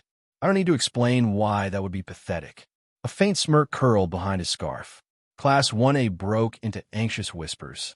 Izuku leaned back in his seat, arms crossed. Top of the rankings. Easy. But he wasn't thinking about tests anymore. He was thinking about the training camp and all the new villains gathering in the shadows. And somewhere out there, Shigaraki was planning. Midterms were going to be the least of Class 1A's worries. Transition. Izuku sat on the park bench beside Rei Todoroki, letting her enjoy the sunlight like it was something fragile she might scare away. She held a paper cup of warm tea in both hands, fingers curled gently around it, and her smile soft, uncertain, but real made him feel strangely warm under his scarf. Rei brushed a strand of white hair behind her ear. It's been a very long time since I felt the wind like this, she murmured, or heard children laughing. Izuku glanced at her sideways. She looked healthier, already still pale, still delicate but present. Awake. Awake in a way she probably hadn't been in years. I'm glad, he said simply. You deserved more than a room and silence. Her smile widened, faintly playful. And you're the boy who pretends he isn't doing anything extraordinary.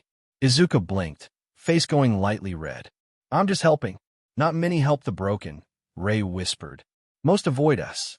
He didn't know what to say to that, so he stayed quiet. She didn't seem to mind. Across the park, behind a tree that was doing a terrible job hiding them, Himiko, Kana, and Rumi peeked around the trunk like a trio of feral wildlife. Himiko whispered loudly, She's pretty. Kana shrugged with a smirk. He has good taste. Again, Rumi cracked her knuckles, legs bouncing with restless energy. If she joins the group, she better be able to keep up with my cardio routine. Kana elbowed her. Your cardio is just try to outrun horny decisions. Himiko snorted. So we like her? All three nodded. Back on the bench, Rei tilted her head. Your friends are watching us. Izuku stiffened. Yeah, that's normal. Rei chuckled softly, the kind of laugh that sounded like a person remembering they were allowed to feel happy. I don't mind, she said, gazing at him with gentle sincerity. It's nice having people who care. Izuku looked down at his hands. He cared. He just wasn't sure if he was allowed to admit how much. Rei set her tea aside and leaned slightly toward him. Izuku, can I ask you something? Sure. When you look at me, do you see a fragile woman who needs saving? No, Izuku said immediately. Then he added, almost shyly, I see someone brave enough to survive hell, and someone who deserves better. Rei's breath hitched barely, but her eyes softened. You're very kind, she whispered. Izuku cleared his throat, trying not to combust. I try. Behind the tree, Himiko pumped a fist. Yes. Bag her, Aizu. Kana muttered. Himiko, whisper quieter. I am whispering. Rumi just grinned wide. Let the boy cook. Rei didn't seem to hear them. She simply reached out, fingers brushing Izuku's sleeve. I would like to take more walks, she said, if you wouldn't mind accompanying me. Izuku nodded, smiling back just a little. I like that too. This was supposed to be a simple park visit, but it was starting to feel like the beginning of something bigger, something warmer, and absolutely something his girlfriends were plotting about behind the tree. Rei barely had time to sip her tea before 3 women converged on her like affectionate predators who had spotted a new member of the Pride. Himiko arrived first because of course she did, practically materializing at Rei's side with a sunshine smile and entirely too much enthusiasm. Hi, I'm Himiko, Izuku's girlfriend number 1. She chirped. Rei blinked.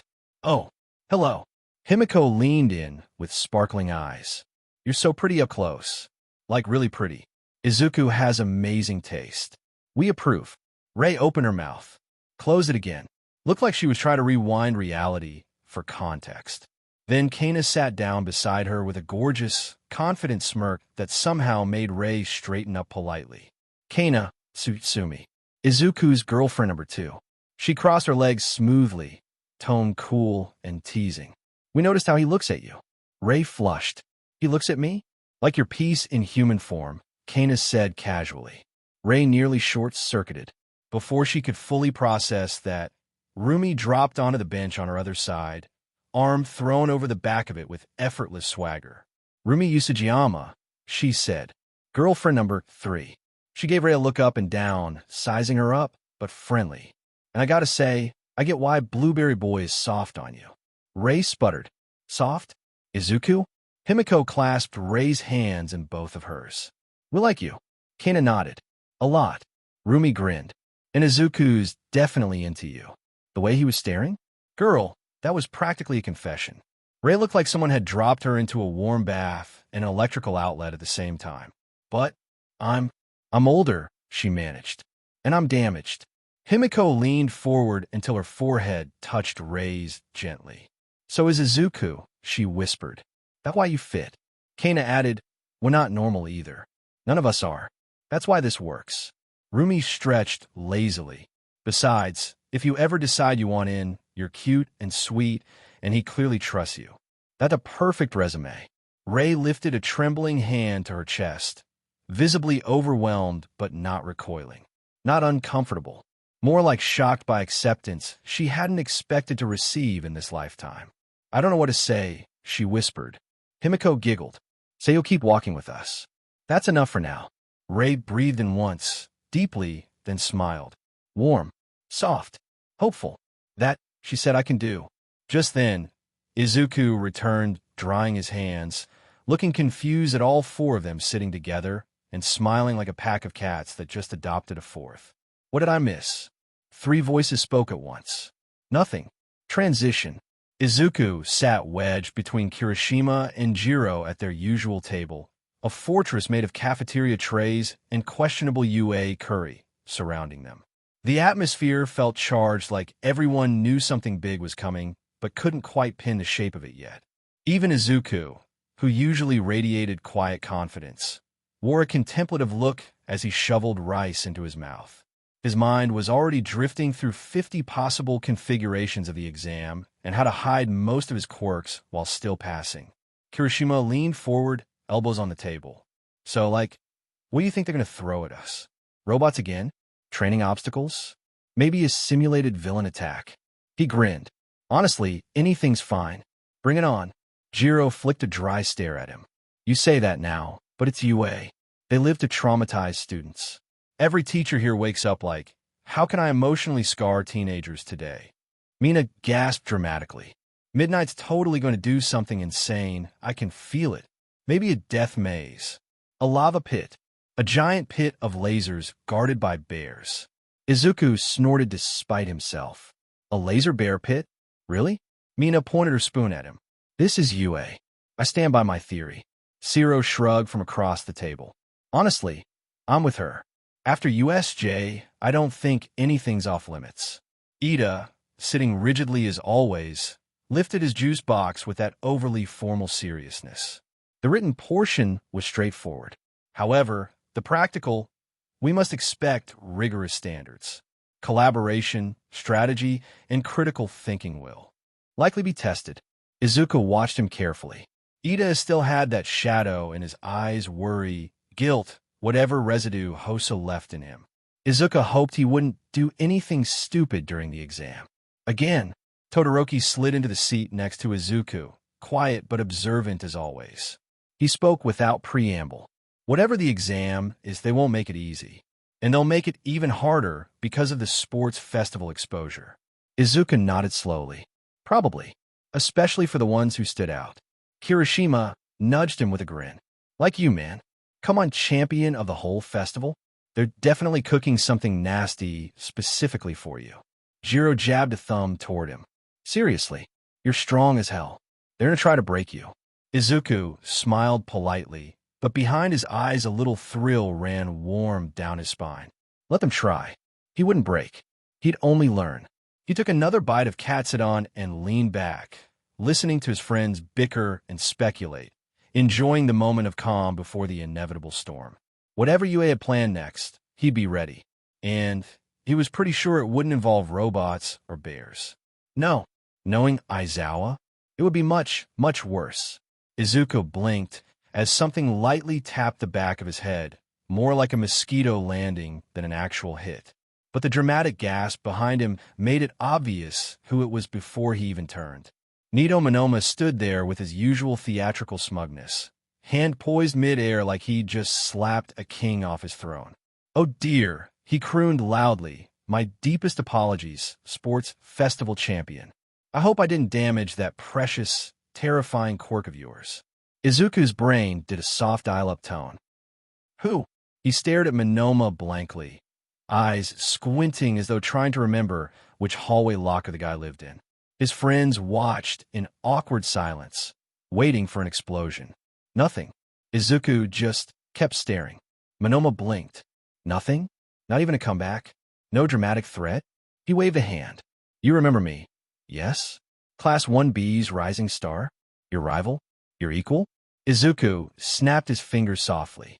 Oh, right. You're the copy Quirk guy. I forgot your name. Monoma's soul visibly left his body for a second. My name, he sputtered, is Nito Monoma. Izuku nodded politely. Right?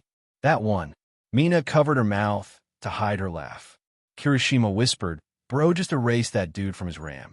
Monoma leaned in aggressively, twitching with frustration. You stole the spotlight. You humiliated 1B by existing. And he jabbed a finger toward Izuku's chest. You walk around collecting quirks like trading cards, and everyone just accepts it? Izuku tilted his head, genuinely puzzled. Yes. Monoma wheezed like he'd been hit with a tranquilizer. Before he could spiral further, Kendo appeared behind him, grabbed him by the collar like a misbehaving cat, and dragged him backward. I'm so sorry about him. She apologized quickly. He gets worked up. Like, dangerously worked up. Izuku waved gently. No hard feelings. I honestly forgot he existed. Monoma screamed as he was dragged away. You did that on purpose. That was personal. I feel attacked. The cafeteria watched him vanish around the corner. Izuku sipped his drink calmly. He'd already moved on mentally. He had bigger things to focus on than a copy guy without manners. Itsuki Kendo arrived like a divine intervention in human form. Monoma had barely drawn in the breath required for his next insult when, thwop, a clean, efficient neck chop folded him like a cheap lawn chair. He dropped to the cafeteria floor with a soft thud, twitching dramatically. Kendo bowed her head, composed and apologetic even as she grabbed Monoma by the hood like a disgraced toddler. Sorry about him. Again, I swear he gets worse before exams. Izuku, halfway through chewing, gave a thumbs up. Kendo continued, pulling Monoma's limp body toward the door. Anyway, I heard from someone that the physical portion of the midterm will be robots, just like the entrance exam. Mina perked up immediately. Yes, smashy time. Denki raised both arms. Finally, something I can actually do without blowing up the school. Izuku, meanwhile, froze for a split second. Robots? Huh. No, not with Nizu running the show, and not with Aizawa smirking behind his capture weapon like a dad about to film his kid's first bike crash. Izuku swallowed his food and exhaled through his nose. He knew better. Whatever the teachers had planned, robots were the last thing it would be. The staff wouldn't pass up the chance to test them properly, especially after USJ and the current rise in villain activity. Kendo vanished around the corner, Monoma still unconscious and bobbing behind her like a balloon on a string. Izuku tapped his fingers together with growing amusement. If 1A thought they were about to fight tin cans, they were in for a rude awakening. The fake city spread out in front of them, all broken streets and half-crumbled buildings. Class 1A stood in a line at the edge, costumes on, air buzzing with nerves. Izuku rolled his shoulders under his cape, mask and visor in place. To everyone else, it was his hero costume. To him, it was just the usual vigilante gear with the school logo slapped on. Aizawa stood off to the side, hands in his pockets, trying to look bored. Beside him were the other teachers in full costume, and in front of all of them, Niza hopped up on a little metal box with a microphone in his paw. "Good afternoon, everyone," Niza chirped. "I'm sure you've all heard the rumor that your opponents today would be robots." Mina and Denki actually fist-pumped. Nizu's smile widened in a way Izuku didn't trust. Those rumors were wrong. Almost on cue, Snipe adjusted his hat. Midnight cracked her whip, 13 waved politely, and Cementos rumbled his stone arms. The class broke into whispers. Izuku just sighed inside his mask. "Called it." Nizu clapped his paws together. "For your practical exam, you'll be working in pairs against your teachers. Your objective will be to either escape the combat zone or handcuff your assigned teacher. They, of course, will try to stop you. Simple enough, yes?" The class buzzed louder. Some looked pumped, some looked like they wanted to throw up. However, Nizu went on, voice getting that extra bright edge it got whenever he was about to drop something insane. "There's one exception we must address before we announce the teams." Izuku felt a little red dot of dread appear in the middle of his forehead. "Class 1A, Nizu said, turning slightly. I imagine you've all heard at least something about the vigilante who has been causing quite a stir in the underground scene. The one the media insists on calling Faux All for One." The whispering exploded. "Wait here? No way. That's the guy from USJ. Didn't he kill the Nomu?" Nizu lifted his paw for silence, then turned his black eyes directly toward Izuku. "That vigilante is your classmate, Izuku Shimura Aizawa." For a second the world went quiet. Even present Mike didn't say anything. Izuku slowly reached up, unsealed his mask, and pulled it down, letting the visor retract. Blue hair, red eyes, freckles. Same face they'd had lunch with, just rearranged in a new context. Kaminari's jaw dropped. "Bro, no way. We've been sitting with a walking urban legend at lunch." Mina pointed at him, eyes huge. "That explains so much. So you just blinked. Ribbit. I guess that's why you always looked so relaxed when villains came up." Nana stared at him, mouth slightly open, knuckles white at her sides. Bakugo's eye twitched hard enough to count as a seizure. "You shitty nerd," Bakugo hissed. "You been out here stealing quirks and punching Nomus while I was dealing with Best Genus hair gel." Izuku scratched his cheek, a little sheepish. "Occupational hazard?" Aizawa exhaled into his scarf like he'd been holding that breath since Nizu opened his mouth. At least the bandage on his face hid the small, proud smile. Nizu let the noise run for a moment, then raised his paw again. "Now, before anyone panics, young Shimura Aizawa is operating legally. He holds a special license, is under my direct supervision, and is under stricter rules than any of you, in fact. So please do not attempt to copy his methods. You would be arrested." A few students who had clearly been considering it slumped. Because of his unusual experience and power level, Nizu continued, having him simply fight alongside a partner would not provide a fair or useful test. so we've made a small adjustment. Izuku felt it coming and still wanted to yell, no takesies backsies. Shimura Aizawa will not be pairing with another student. Nizu smiled up at him. He will instead face a single teacher alone. President Mike leaned toward Aizawa. You owe me 500 yen. I told you he'd do it. Aizawa groaned quietly. And his opponent, Nizu said, stepping aside, will be All Might. Heavy footsteps echoed as All Might strode out from behind Cementas's bulk, full hero costume on. The grin on his face didn't quite reach his eyes. Young Shimura, he boomed, voice shaking the fake city. It seems we have unfinished business, doesn't it? Izuku swallowed, meeting his gaze across the training ground. The last time they'd stood like this, his ribs had been paced and his mask had been in pieces. He let his own mouth curl into a small, sharp smile. Yeah, round 2. Transition. The exams rolled on, one pair after another disappearing into the fake city. From the monitoring room, Izuku watched Kirishima and Sato get walled in again and again by Cementas until they finally just punched a tunnel straight through and escaped. He grinned at the screen. That was about right for those two. Hit problem, hit harder. Zero and Mineta versus Midnight was chaos. Izuku tried very hard not to think about it, or look at Mineta, ever. Uraraka and Aoyama had it rough against 13, but Uraraka's brain finally clicked mid-panic, and she used Aoyama as a human rocket, sending him floating over the exit gate while she skated debris. Smart. Messy, but smart. Momo and Todoroki versus Aizawa made Izuku pay attention. He watched his dad erase their quirks, slip around, test their teamwork. When Momo finally started barking orders and making gear on the fly, Izuku felt a little swell of pride. She was getting there. Todoroki even used more fire now and then. Progress. Koda and Jairu almost got wiped by present mixed noise until Koda remembered. He could control birds. Hundreds of them. The moment the sky blackened with wings, Mike lost his mind on the speakers, and Izuku had to bite back a laugh. Mina and Denki versus Nizu was just bullying. Plain and simple. Nizu weaponized the whole city against them. Izuku mentally rated each trap, wondering which ones he'd seen before on vigilante jobs. Answer: way too many. 2 and Tokoyami handled ectoplasm by going full stealth. Shadow clones versus actual shadow. Ida and Ojiro outworked Power Loader with pure discipline and timing. One after another, teams finished, stumbling back and beaten, exhausted but mostly passing. Then came Nana and Bakugo.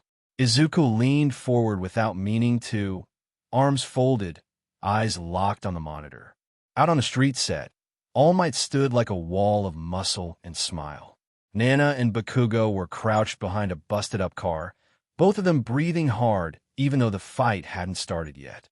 This is your warm-up? Huh, Izuku muttered. Figures. The buzzer sounded. Bakugo charged first, explosions snapping, swearing flying. Nana hesitated for half a heartbeat, then kicked in with her improved control, yellow lightning flickering over her limbs as she darted around the other side, going for a pincer. All Might didn't even move at first. He let Bakugo get close, then redirected him with one hand, sending him tumbling down the street without even throwing a punch. Nana's OFA punch slammed into his side a second later and actually made him slide back a step. Good, Izuku said under his breath. You learned. On the screen, All Might grinned wider, praised her form, and then turned it up. He started forcing them into each other's paths, using debris, wind pressure, pure speed. Nana's timing frayed. Bakugo got more frustrated and wild, which only made it worse. They were strong, yeah, but he was playing with them. Training weights. Izuku's jaw tightened. He remembered that feeling. Hitting someone with everything you had and watching them barely react. Feeling like none of your effort mattered. Like you were an annoying bug under a thumb that just hadn't pressed down yet. Out there, Bakugo finally hit his limit. All Might caught his arm mid-explosion, spun, and tossed him toward the prison building. Nana tried to rush in with another 100% punch, and All Might simply sidestepped, tapped her shoulder, and she stumbled into the capture gate. Time, All Might called, voice booming. You both pass. but you still have much to learn. Cheers from the teachers. Mixed noises from the class. Izuku exhaled slowly through his nose. His hands were clenched without him noticing, knuckles pale. That's enough, glaring at the monitor. Aizawa's voice murmured from behind him. Izuku turned. His dad stood in the doorway of the side hall, scarf loose, hair a little more frizzed than usual. The look in his eyes was tired, but steady. You're up next, Aizawa said. Nizu's finishing the field reset now. You ready? Izuku snorted. I've been ready since he tried to put my head through the floor at USJ. Aizawa's mouth twitched. Then remember what we talked about. Don't underestimate him. Don't let your emotions drive the fight. And absolutely don't blow up half the facility. Nizu will make me fix it. No promises on that last one, Izuku said, but the edge in his voice was lighter. He rolled his shoulders, feeling the quiet hum of all his quirks waiting under his skin. Strength boosts, shields, teleportation, dragon fist, blunt force, shock absorption, and super regeneration lurking in the background like a safety net. Brainwash, engine, all of it. This time, he wasn't a crying, quirkless kid. He wasn't some first-time vigilante throwing wild beams in an alley. This time, All Might would punch a wall, and something would actually punch back. Outside, over the speakers, Present Mix's voice boomed. And now, for our final exam, a one-on-one special. Student Izuku Shimura Aizawa versus the symbol of peace, All Might. Aizawa jerked his head toward the gate. Go show him what my kid can do. Izuku grinned, sharp and bright, and started walking toward the light of the fake city, heart beating fast in the good way. Round 2 was about to start. Transition. Izuku rolled his shoulders and let out a slow breath, boots clicking on the fake asphalt as he walked toward the center of the mock city. Wind machines hummed above, kicking up just enough breeze to make his cape flutter behind him. His visor glowed faint blue, feeding him live readings on the environment, the buildings, the distant heat signature that could only be one man. All Might stood at the far end of the main street, backlit by the fake afternoon sun. Classic pose, wide grin, arms folded over his chest like this was a photo shoot and not an exam. Welcome, young Shimura Aizawa. He boomed. Today, your opponent is... Yeah, symbol of peace, #1 hero by the merch I know, Izuku called back, voice echoing between the concrete. What's the win condition again, Nizu?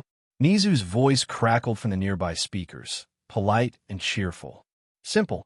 For young Izuku. Either escape through the designated gate, or incapacitate All Might so he cannot pursue. For All Might. Capture Izuku with these special cuffs, or render him unable to fight. Please remember the buildings are reinforced, but not indestructible. Present Mike yelled something hyped over that, but Izuku tuned him out. His focus narrowed to the giant in red, white, and blue. All Might's smile faded a little. You chose a dangerous path, young man. Even now, you insist on using that quirk, naming yourself after that man. His eyes hardened. I will not hold back. The world cannot afford another all-for-one. Izuku's jaw clenched behind the mask. Then stop talking like you know me, he said, quieter, but the mic on his visor still carried it. You don't get to yell you and try to kill me one day, then play teacher the next. A flicker of guilt moved across All Might's face. It was gone in a heartbeat, replaced by stubborn resolve. Then let this be your answer, young man. He roared, slamming a fist into his palm. The air shook. If you want to walk this road, show me, you can survive it. Sirens along the fake city's edges blared. A giant countdown flashed red on the nearest billboard. 3, 2, 1, begin, Nizu announced. All Might blurred. Izuku didn't even see the first step, just the street exploding under the hero's foot as he launched forward. The last time he saw this, he'd been sent flying and almost died. This time, Izuku was already moving. Engines roared to life in his calves as he triggered engine, layered over one of his strength enhancers.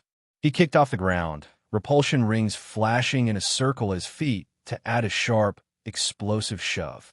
The world streaked sideways as he shot onto a parallel alley, wind screaming in his ears. The spot he'd just been occupying cratered, pavement spiderwebbing under All Might's punch. TCH, fast, All Might muttered, landing and spinning, searching. Izuku didn't give him time. He popped down an alley ahead, palm already up. A translucent curve of force shield unfolded in front of him, like an invisible riot shield. Behind it, his other hand glowed as he channeled impure beam. Not to full power, Nizu would murder him, but enough to make a point. "Hey, Symbol!" Izuku shouted. "Catch!" The beam lanced out, thick and blinding, slamming into All Might's raised forearm. The hero dug his heels in, muscles bulging as he tanked it, cape whipping wildly in the backlash. "TCH, impressive output, young man," he called through the glare. "But you'll need more than that." "Good," Izuku said, already gone. He snapped into instant transmission, locking onto the afterimage of All Might's energy trail like a beacon. Space folded.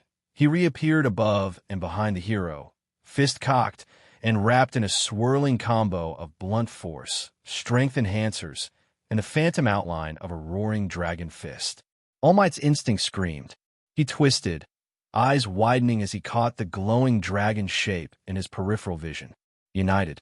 "Sit," Izuku growled. His fist came down. Punch, block, shockwave, repeat.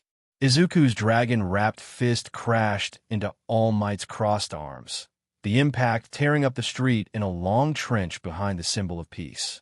Concrete chunks rained down. All Might slid back a few meters, boots carving grooves, then pushed forward again with a grin that didn't reach his eyes. "Good. Keep it coming, young man." He vanished. Izuku barely got force shield up in time. A broad fist slammed into the barrier from the side, cracking it like glass and still sending him flying into his storefront. The fake window shattered. Shelves collapsed around him. RGH, Izuku rolled, letting shock absorption eat most of the damage as his ribs vibrated. Super regeneration kicked in a second later, the ache already fading. Still hits like a truck. He blurred with instant transmission, reappearing on a rooftop as All Might leapt after him, cape flaring. Watching from above, Izuku finally saw it clearly. The timing was off. The recovery between punches was a hair slower. When All Might landed, there was a tiny hitch in his posture, like his body wanted to curl in on itself, but his pride wouldn't let it.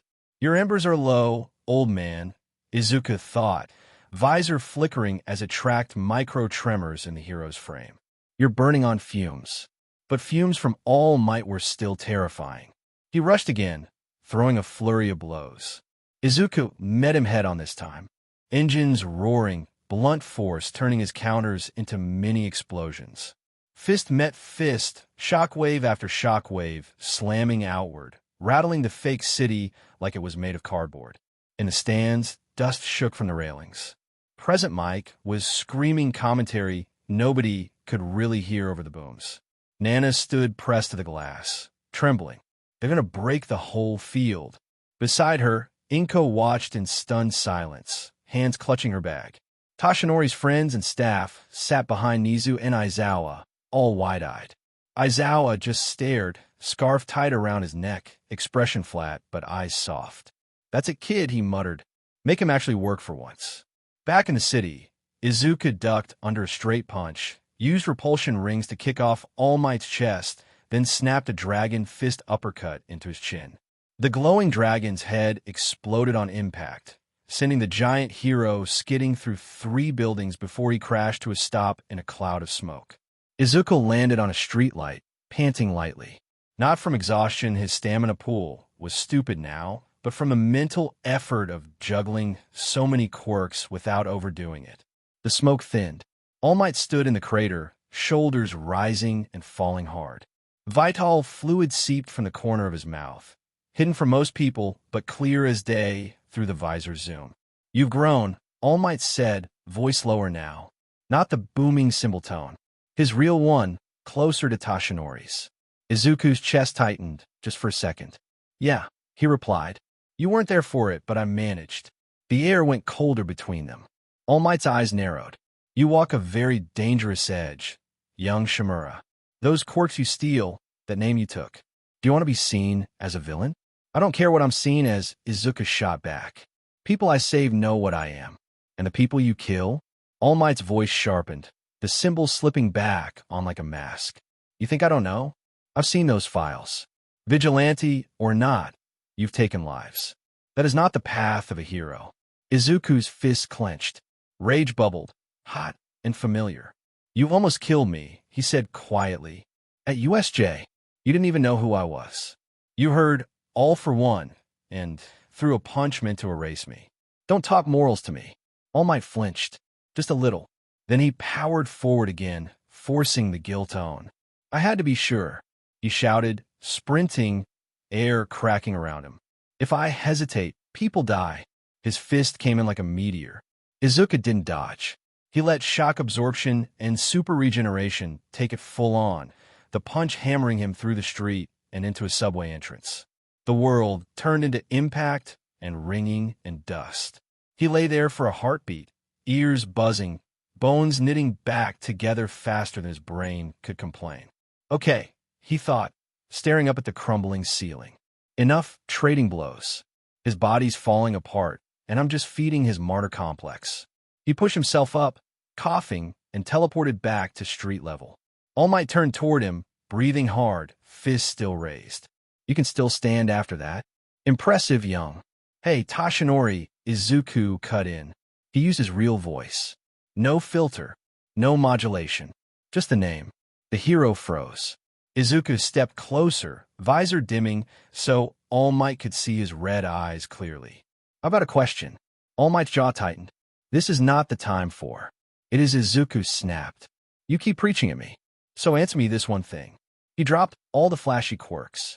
No beams, no dragons, no engines. Just stood there, hands at his sides, looking smaller than he had the whole fight. Did you ever, he asked, voice steady, actually see me as your son? Or was I just a kid you tolerated until a better option showed up? The silence hit harder than any punch. Up in the stands, Inko's breath caught. Nana covered her mouth. Aizawa's eyes flicked to Nizu. The principal said nothing, tail curling. All Might stared at Izuku, like the question had physically struck him. His shoulders shook once. Twice. That's not he started, voice rough. Young man, that is... The symbol slipped. Tashinori showed through. Of course he burst out, eyes wide. I loved you as my... Click. Izuku's eyes flashed purple for a second. Brainwash snapped into place like a trap. Got you, Izuku whispered. All Might's pupils dilated, his stance locking mid-step. The leftover wind from his movement died around him. On the control platform, a few teachers lurched forward. Brainwashing Quirk, Vlad King muttered. Aizawa just exhaled through his nose. He copied Shinso, he said. Figures. Izuku walked up to All Might slowly, chest tight. Being this close, unguarded, he could feel the man's raw power thrumming under the surface. Even weakened, he was still a storm in human skin. But right now, the storm was frozen.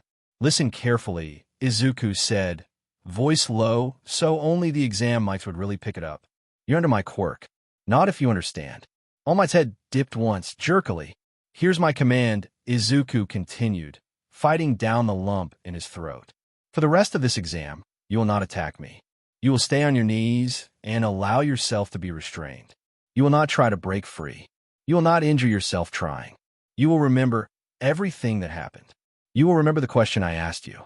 All Might's body moved, dropping heavily to one knee, then the other. The ground cracked under the weight. Izuku pulled the special cuffs from his belt, hands trembling just barely, and snapped them around All Might's wrists. The exam buzzers blared. All Might has been restrained. Nizu announced, voice composed but bright. Izuku Shimura Aizawa passes the practical exam. The fake city speakers exploded with present mix screaming. In the stands, some students cheered, some just stared. But Kogo was shaking with rage. Todoroki looked at Izuku like he was seeing a completely different person. Nana had tears in her eyes and didn't know why. Izuku stepped back from the kneeling hero, brainwash fading. All Might blinked, flexed his fingers, and realized what position he was in. I see, he murmured, voice small for the first time. So that is your answer. Izuku turned away, engines humming faintly in his legs. No, he said, not looking back. That was yours. He walked toward the exam gate.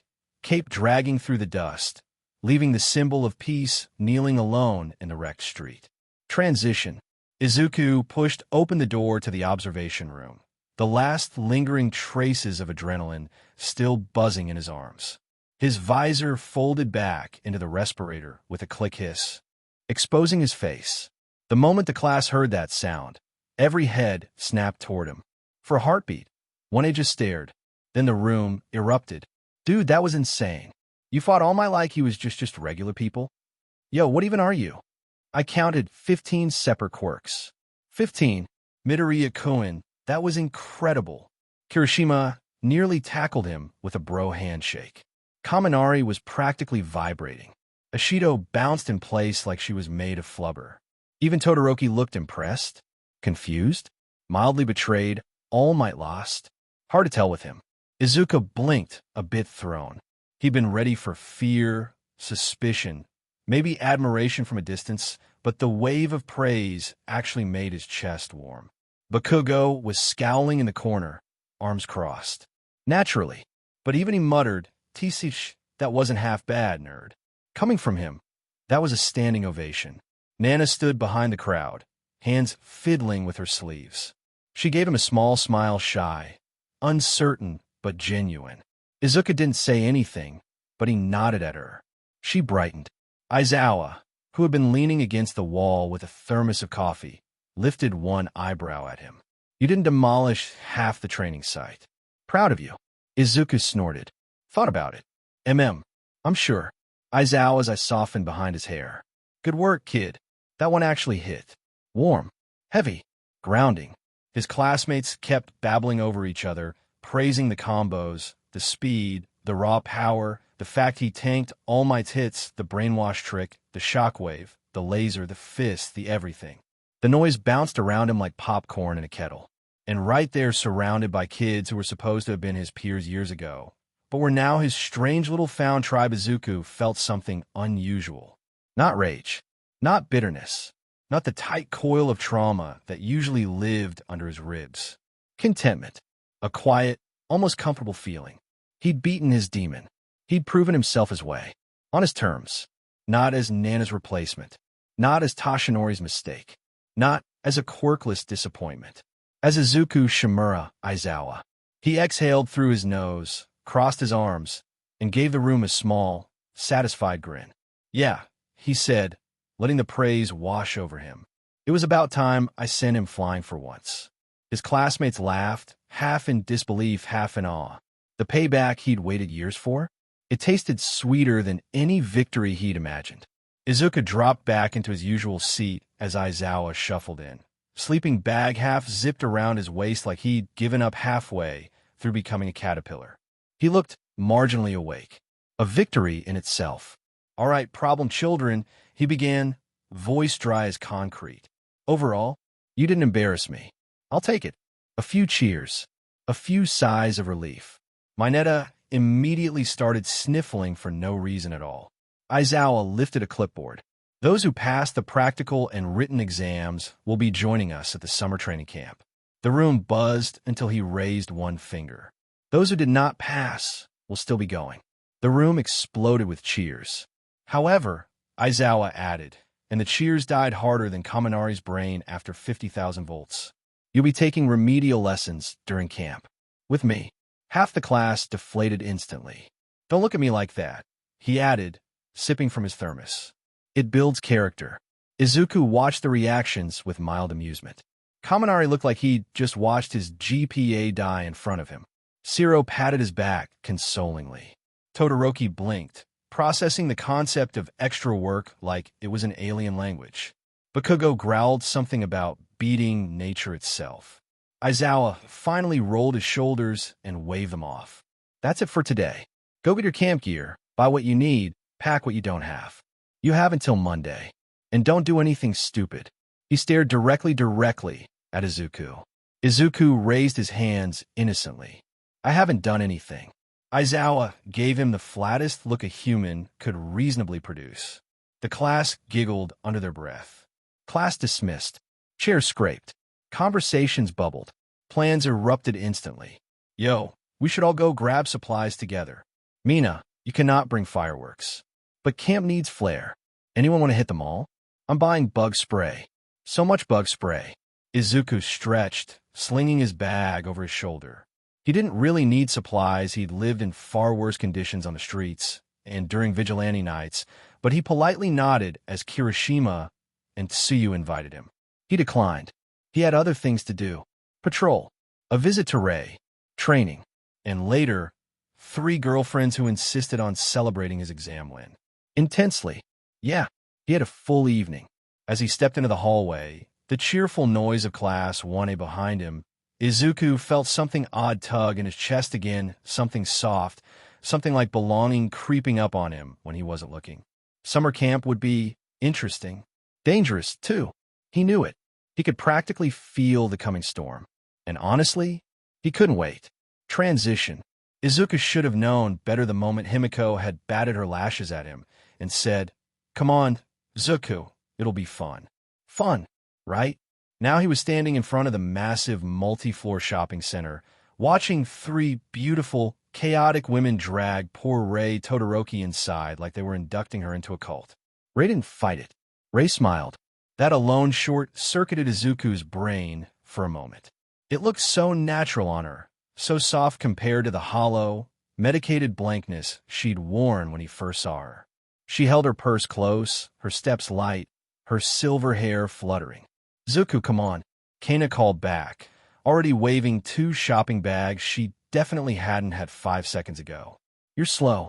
Himiko latched onto Rei's arm like a gremlin claiming its treasure. "We're going to dress you up so cute. Maybe matching outfits with me. Or Rumi. Or both. But what if we dye your hair pink and yellow?" Rumi stomped her foot once, cracking a floor tile. "Nobody is dyeing her hair. It's perfect. She's perfect." Then, with a smirk, she hooked her arm around Rei's other side. "But we're getting her new clothes." Rei laughed softly, a genuine, warm little sound. Izuku's heart did a weird little flip. He power-walked to catch up. He knew better than to run full speed in public unless he wanted to be on the evening news, and managed to slot himself beside his ever-expanding the group like a very tired, very in-love blueberry. "It's supposed to be a date," he muttered. "How come I'm getting left behind?" Kana nudged him with her shoulder. "Because we're busy spoiling your new girlfriend. Don't worry. You'll get your spoiling later." Himiko grinned with all her teeth. "You owe us for bringing her home." Rei blinked. "Bringing me home?" Izuku rubbed his face. "Ignore them. They say things." Rumi wrapped an arm around Rei's waist, tugging her a little closer. "We say the truth, berry boy. And the truth is, she's adorable, she's sweet, and she's joining the nest." End of discussion. Rei flushed pink, but she didn't pull away. She looked shy, hopeful. Like this was the first time in a decade someone treated her like a woman instead of a patient. Izuku exhaled softly. This he liked seeing.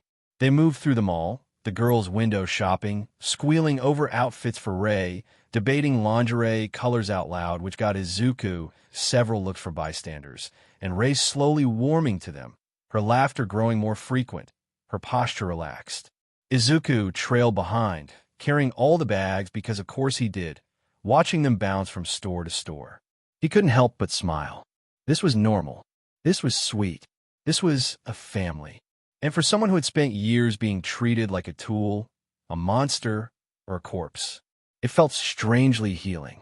The girls linked arms again, Rei in the middle like their brand new treasure piece, and Himiko turned around, walking backwards as she beamed. After this, ice cream, then movie arcade, then we cuddle at home. Rei blinked. All of that today. Rumi smirked. Get used to it. Kano winked. We move fast. Izuku sighed fond, tired, hopelessly smitten. Yeah, they do. And Rei shy. Gentle Rei looked up at him with soft eyes and whispered, I like it. Izuku's heart just about stopped. Summer camp could wait. Today was theirs. Izuku didn't usually get nervous when the girls left him alone. He liked his breathing room, his quiet 5 minutes, his chance to finally let his shoulders drop and not worry about being dragged into a fitting room against his will. So he leaned against the railing, exhaled, and let the mall noise blur into background static. Peace, which of course meant it wouldn't last. Footsteps approached from behind, too soft for a civilian, too deliberate for a wandering shopper.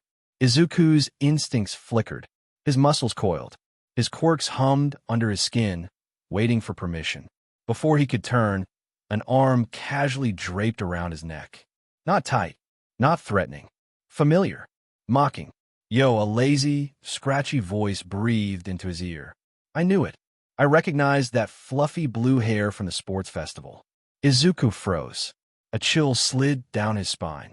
The scent acrid, dusty, like something long rotted in the sun. The touch light, but with fingers positioned too specifically. And the pinky wasn't touching his skin, but it hovered, ready, attached to a pale hand, to a pale wrist, to a sleeve of a black hoodie pulled low. And above it, pale blue hair, messy and unkempt, spilling out of the hood. The figure leaned closer, voice dropping to a conspiratorial murmur, as if they were buddies meeting by chance. Fancy seeing you here. Izuku. Izuku's stomach twisted. Shigaraki Tamura. In a mall. In broad daylight. With his pinky raised like a loaded gun. Izuku didn't move. Didn't breathe. Didn't blink. Not out of fear, but calculation. One wrong twitch, and this entire mall would become rubble. One wrong pull, and civilians would die before Izuku could even shout. Shigaraki's grip tightened, just slightly, not enough to threaten, but enough to make sure Izuku understood the balance they were perched on. Be a good little blueberry, Shigaraki hummed, and don't make a scene. Izuku swallowed once. Slowly, carefully, because one thing was suddenly, painfully clear. The girls were gone for 2 minutes. And in those 2 minutes, Tamura Shigaraki had decided to pay him a personal visit. Izuku moved exactly the way a predator does when it decides enough is enough. 1 second, Shigaraki's hand was on his neck. The next, Izuku's fingers clamped around Shigaraki's wrist, twisted, and pinned the villain's arm behind his back, face slammed gently, but very firmly against the table between them. Not enough to break anything, just enough to remind Shigaraki that Izuku had always been holding back. Shigaraki hissed, more startled than actually hurt. What? Izuku leaned in, voice low enough that only the two of them could hear. His bloodlust seeped out like black fog, quiet, suffocating, razor-thin. You want an answer? Izuku murmured. Shigaraki stopped struggling. Good. Izuku continued, tone calm and almost bored, which somehow made it far more terrifying. I don't protect hero society. A twist of the wrist, a warning. I protect my people. Shigaraki's breath hitched. Izuku tightened the hold, slightly, not enough to dislocate, just enough to make the message clear. I don't care what you do to the world, Izuku said, shrugging casually. Destroy it, burn it, rot it, whatever. Not my problem. His eyes sharpened. But you lay one finger, just one, on Himiko, Kana, Rei, Rumi, Aizawa, or anyone tied to me. Izuku's voice dropped into something cold as space. I will personally erase you and your entire organization, cell by cell. Shigaraki's pupils shrank. He could feel it. Izuku wasn't bragging. He wasn't threatening. He was stating a biological fact. Izuku leaned closer, letting the villain feel his breath on his ear. Be grateful, Izuku whispered. I'm not hunting the League down. A pause. Yet. Shigaraki swallowed hard. Izuku could feel it through his grip. Then Izuku released him, stepped back, and sat down again, completely relaxed. Almost polite. Next time you want something, Izuku said, crossing his arms, come at me. Don't touch my loved ones. Don't follow them. Don't even think about them. Shigaraki rubbed his wrist, grateful it was still attached. You're insane, he muttered. Izuku smirked lazily. Pot, meat kettle. And the worst part for Shigaraki? Izuku wasn't bluffing. He wasn't posturing. In that tiny interaction, Shigaraki realized the truth. If Foe All for One ever decided the League was prey, they wouldn't survive a week. Izuku slipped back into the flow of the mall crowd, letting the last trace of Shigaraki's presence fade like cigarette smoke in an open window. By the time Himiko, Kana, Rumi, and Rei returned, giggling about something he'd probably hear later, Shigaraki was long gone, swallowed by the noise and bodies of the building. Himiko looped her arm through his instantly, sniffing him playfully. You smell tense? Eyes of someone bother you? Izuku's smile soft but edged. Nothing I couldn't handle. Rumi's ear twitched. TCH. If someone started something, you should have let me kick them. Through the food court, Kana leaned on his shoulder with a lazy grin. Relax, Bunny. If Izuku sounds like that, whoever it was won't ever think about trying again. Rei walked slightly behind, calm and gentle, but her eyes flickered with a mother's instinct. Everything's okay now, right? Izuku reached back, taking her hand for reassurance. Perfect. They walked out of the mall together, him in the middle, for girls orbiting him like planets around a star. Anyone watching could see it clearly. These were his, and he was theirs. Yet even as he laughed at something Himiko whispered, a thought simmered underneath it all. That mall encounter, it reminded him of a flaw. He was powerful absurdly, but even he couldn't be everywhere at once. If someone targeted his family while he wasn't there, the idea made a cold, sharp pressure bloom behind his ribs. Unacceptable. He needed a quirk, not a shield, not a sensor, something bigger. A quirk that could protect them all even when he wasn't around. Something that acted automatically, constantly something that could defend, retaliate, warn him, mark attackers for death. He would need Jiren to dig deep for this one. Maybe black market contacts, rogue inventors, or retired heroes with unusual abilities. Maybe even something experimental. Himiko tugged at his sleeve, pulling him back into the present. Aiza, we're getting sweets. Come on. Coming, princess. They moved together, laughing, but behind Izuku's eyes gears were turning cold, meticulous, predatory. He'd find that quirk. He'd take it. And when he did, nobody hero, villain, monster, or god would ever get close to harming the people he loved again. The buses waited in the morning sun, engines humming, Class 1, moving like a small, chaotic colony of ants. Ida barked orders with a clipboard like a battle captain. Momo calmly counted heads, as if she were running a Fortune 500 company. Izuku strolled up last, duffel bag slung over his shoulder, looking like he'd just woken from a pleasant nap instead of a night spent triple-checking security protocols. His new failsafe was still settling into his system. A very strange quirk Jiren had dug up from the deepest corners of the underworld. Clone division. A splitting type quirk. One Izuku becomes 2. 2 become 4. 4 become 8. Every division has the size and the intelligence, but keeps the instincts, the memory, the link. A perfect mobile surveillance unit. A perfect early warning system. A perfect I dare someone to touch my girl's mechanism. He had a couple of the mini clones traveling with the girls in secret, tucked under coats or inside backpacks like silent little shadows, too small to notice, too dumb to act independently, but sharp enough to scream through their link to Izuku the moment danger brushed against them. If Shigaraki even thought about ignoring that warning from them all, Izuku would get the alert instantly, and the man would evaporate from a map. He spotted his classmates waving a Shido, jumping enthusiastically, Kaminari already complaining about how heavy his bag was, Siro offering duct tape solutions, and Kirishima being Kirishima. But Izuku kept scanning, checking faces, checking motions, checking the environment. Old habits, necessary ones. It wasn't paranoia if someone actually was hunting you. Aizawa arrived a moment later, scarf trailing, coffee in hand, eyes half open but searching subtly for one student in particular. Izuku raised a hand in greeting. Aizawa gave the faintest ghost smile back, proud, exasperated, already worried. Everyone on the bus, he muttered. Try not to be idiots on the way there. The class piled inside, chattering, laughing, complaining. Izuku climbed aboard last, glancing once more at the world outside the parking lot. His clones pinged tiny, simple confirmations. His girls were safe. For now. He smirked, sliding into his seat and letting the bus roll forward. Summer training camp was supposed to be dangerous. But for Izuku, Shimura, Aizawa, danger was usually the part he brought with him. Transition. Izuku drifted off somewhere between Kaminari's terrible jokes and the soft rumble of the bus engine. His forehead nudged the window, breath fogging the glass, and just like that, he slipped into the dark, star-filled mindscape. It always greeted him the same way.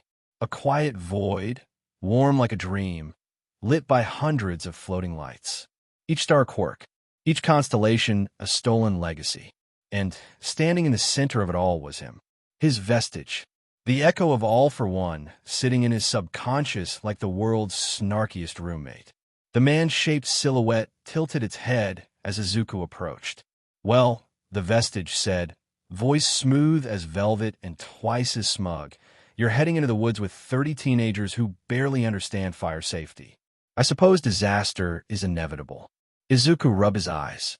"I'm trying to sleep, not stress out." The vestige floated closer, folding its arms behind its back like a bored professor. "This isn't stress. This is strategy. There is a mole in your class." Izuku's brows rose. "You're that sure?" "I'm certain enough to bet your life on it," the vestige replied calmly. "And mine, by extension, since I'm stuck in here with you." Izuku snorted. "Great. Any specifics?" The stars around them flickered little pulses of memory, little crumbs of suspicion. The vestige didn't call out names, didn't accuse, didn't need to. It simply listed patterns, calm and analytical. The villains knew too much at USJ. Exact layouts, exact timing, perfect target selection. Someone fed them information. Izuku frowned. He thought the same thing. He didn't say it out loud. He didn't have to. Thoughts were loud in here. Someone timid enough not to draw attention. The vestige continued, circling him. Someone observant. Someone with access, but no strong presence. Someone who could slip information without being suspected. Izuku exhaled slowly. A few faces came to mind. He didn't like any of them as suspects. Or, the vestige added with a lazy shrug, someone clever enough to pretend to be harmless. Izuku's hands curled slightly. The vestige floated past him and tapped one of the stars bright white, surrounded by 6 orbiting lights. Opha, still creeping closer, still watching him. "It is not your burden to hunt the mole yet," the vestige said, "but it will become your problem. Everything in your life has a habit of doing that." Izuku groaned, covering his face. "Can I just survive camp without a villain attack for once?" The vestige smiled faintly.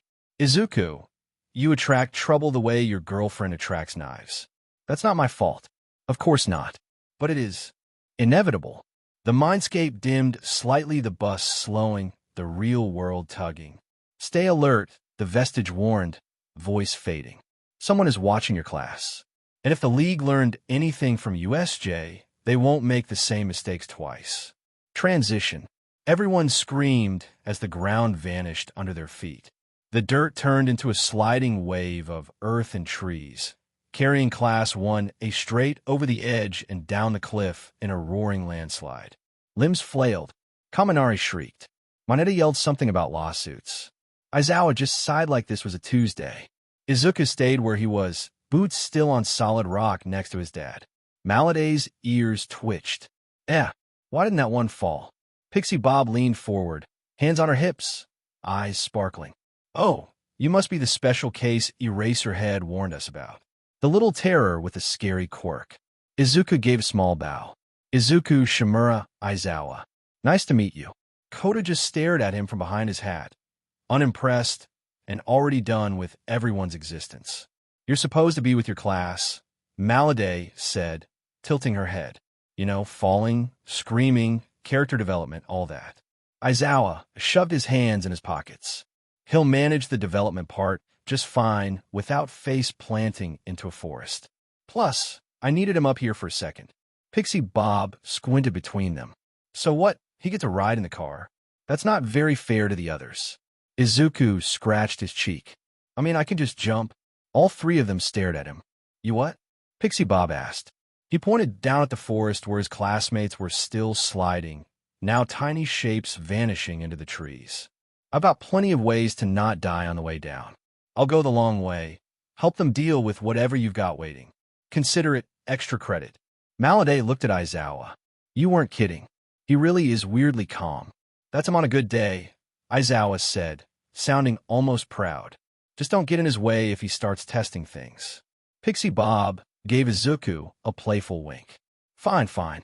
In that case, little blue hero boy, try to get there before lunch, okay? The others only have 3 hours. And no cheating by warping straight to the lodge. Aizawa added, side-eyeing him. You know exactly which quirk I mean. Izuku groaned. You're no fun. Survive the week, Aizawa deadpanned. Then we'll talk about fun. Izuku rolled his shoulders, stretched his legs, and stepped right off the cliff. He dropped like a stone for half a second, wind ripping past his ears, then engines burst from his calves. Repulsion rings flickered to life around his feet, and he shot forward, chasing the faint screams of his class as he dove into the forest below. Izuku landed like a meteor light, clean, controlled. The dirt under his boots barely trembled. A few meters away, Class 1A was in absolute panic mode, wrestling with lumbering earth monsters Pixie Bob had crafted from the forest floor. Kirishima was punching one in the face and yelling, "Why is it so hard?" Mina was skating around another, screeching, "This isn't training. This is child endangerment." Siro was already taped to a tree. Somehow, no one even saw it happen. Izuku stepped past them like he walked into a grocery store aisle, not an active battlefield.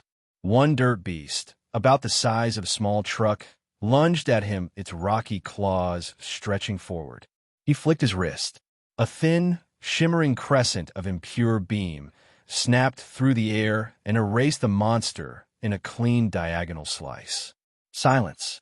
Every other creature froze for half a second before Izuku casually fired another tiny beam that arced outward and detonated all of Pixie Bob's dirt beasts at once in a chain reaction of soft tomes. The battlefield cleared instantly. Class 1A stared at him half in admiration, half in disbelief, half in offended exhaustion. Yes, that's too many halves, but that's how done they were. Izuku dusted off his hands. There are more coming. Mina screamed. How can you say that so casually? He shrugged. Because there are. A lot. You should keep moving unless you want to get buried. Kirishima wiped sweat off his brow. Dude, can't you just, blast us a path or something? Izuku shook his head. Nizu's watching. Every single face fell in unison. Right? Yaoyorozu muttered. The mouse demon is probably smiling right now. He definitely is, Izuku said, nodding. And he will tell Aizawa if I do everything for you. That produced immediate horror. Move. Ida barked, arms chopping through the air. Move like your grades depend on it. Izuku smirked, engines humming lightly as he lifted off the ground again. Good luck, he said. Lunch is in 2 hours. Try to survive until then. Then he vanished in a blue streak between the trees, leaving Class 1A to collectively scream into the forest as the next wave of dirt monsters rose from the ground behind them. Transition. Izuku stepped into the clearing like he'd just taken a scenic stroll instead of blazing through a monster-infested forest. He wasn't winded. He wasn't tense. He simply brushed a leaf off his shoulder and took in the view. The training lodge sat quiet and untouched, sunlight hitting the roof just right, the air smelling like pine and distant river water. No chaos, no screams, no Aoyama firing lasers in panic. Bliss, which made this the perfect time to set up some insurance. Izuku lifted his hands slightly, and one by one, small versions of himself peeled off his shadow like droplets of living ink. Each clone was about knee-high, their intelligence varying between houseplant and mildly confused toddler, but they were excellent scouts. And unlike the original, these Minazukas had no impulse control issues. They followed orders like little blue bloodhounds. Tree line, north quadrant, he murmured. Half the clones scampered off into the woods, scrambling up the bark with surprising speed. Patrol under the lodge, south crawl space. Another group dove under the wooden deck, squeaking once before disappearing. Roof. Perimeter. Keep account of anything that moves. Upper level, smarter clone nodded, actually nodded, and zipped up the side of the building like a spider. Izuku dusted his hands. Perfect. This wasn't paranoia. This was preparation. With a possible mole in one, Shigaraki acting twitchy, the League moving pieces around, and with Rei now involved in his life, he was done taking chances. Anyone thinking they could surprise him at this camp had another thing coming. He walked past the cabins, checking blind spots and exits as if on autopilot. A clone hopped onto his shoulder to show him a little holographic map it had drawn with blue chalk. Good. They were already charting motion signatures. And a few traps. This camp would not become another USJ. Izuku took a breath of the mountain air, hands in his pockets, fully relaxed for the first time in days. Only an hour until his classmates arrived. And thanks to his little army, hidden in branches, rafters, and shadows, he'd know exactly when they did. Izuku was just finishing up his circuit, last clone placed, last blind spot sealed, when he heard the familiar sputter groan of the UA bus engine rolling up the mountain road. A second later, dust kicked up along the path as the Pussycat's Jeep followed behind. He stepped out of the treeline just in time to see Pixie Bob nearly fall over herself. "Wait, how did you get here first?" She blurted out, eyes wide. Tiger blinked once, then twice, staring between Izuku and Aizawa like he needed someone to explain basic physics to him. Aizawa, however, just sipped his canned coffee and sighed. "He walked," he muttered dryly. Izuku dipped his head politely. If they knew exactly how he walked here so fast, they'd probably have more questions than answers. The doors hissed open, and Aizawa stepped out first, his scarf trailing behind him. "Since you're early and the others won't survive the forest for another hour, make yourself useful." He didn't need to specify how. Izuku already knew. "Dinner?" Izuku guessed. Aizawa gave him a subtle nod. Pixie Bob perked up instantly, stars in her eyes. "You cook?" Maladay elbowed her. "Don't scare him off, Pixie." Izuku didn't mind. He slipped past them all and headed toward the kitchen cabin, rolling up his sleeves. Cooking was easy, calming even, a nice break from breaking villains. Inside, he surveyed the kitchen, industrial-sized stove, well-stocked pantry, utensils arranged neatly. Good. He hated messy kitchens. He got to work with smooth, practiced motions. Vegetables chopped themselves under his enhanced reflexes. Water boiled exactly when he needed it. A few clones popped in from the windowsill, too tiny and too dumb to be trusted with knives, but perfect for grabbing spices and ingredients. The aroma of grilled meat and simmering broth began to drift through the camp. Outside, Tiger sniffed the air. "Is that miso pork?" Pixie Bob actually drooled. Aizawa took another sip of coffee, looking smug. "He cooks." By the time Class 1A finally started stumbling out of the forest, sweaty, filthy, traumatized Izuku had dinner plated, steaming, and ready. And their exhausted souls had no idea an angel in the kitchen awaited them. Izuku leaned halfway out the mess hall doors, still wearing the apron he'd commandeered white, a little flower on the front, somehow making him look like the world's deadliest line cook. He cupped his hands around his mouth. "Food's ready. Come get while it's hot." The words barely finished, leaving his lips before the smell drifted out behind him, savory, rich, warm enough to hit every exhausted Class 1A kid right in the soul. A wave of perfectly seasoned miso pork, fresh rice, stir-fried veggies, and something sweet simmering in the back. The reaction was instant. Kirishima nearly cried. Bro, is that real food?" Denki's stomach made a noise that legitimately echoed. "I swear I'm hallucinating." Zero grabbed Denki's shoulders. "If this is a dream, don't wake me up." Even Bakugo froze for a second, just a second, eyes twitching at the unmistakable scent of master-level cooking. He hated how good it smelled. He hated it so much. Todoroki blinked slowly, quietly impressed.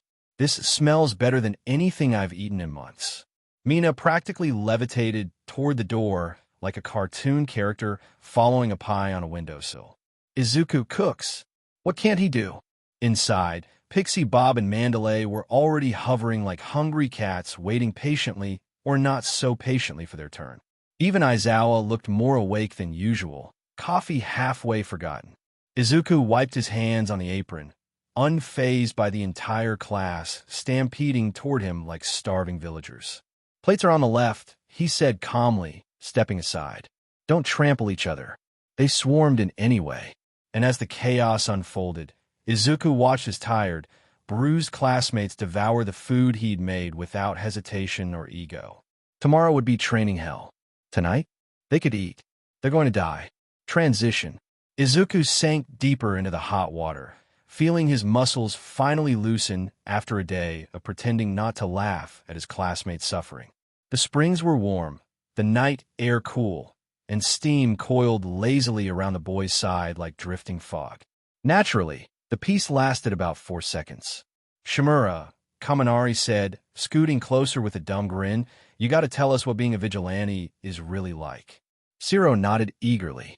"Yeah, like, how dangerous is it? Do you fight villains every night? Do you have, like, a cool base? A sidekick?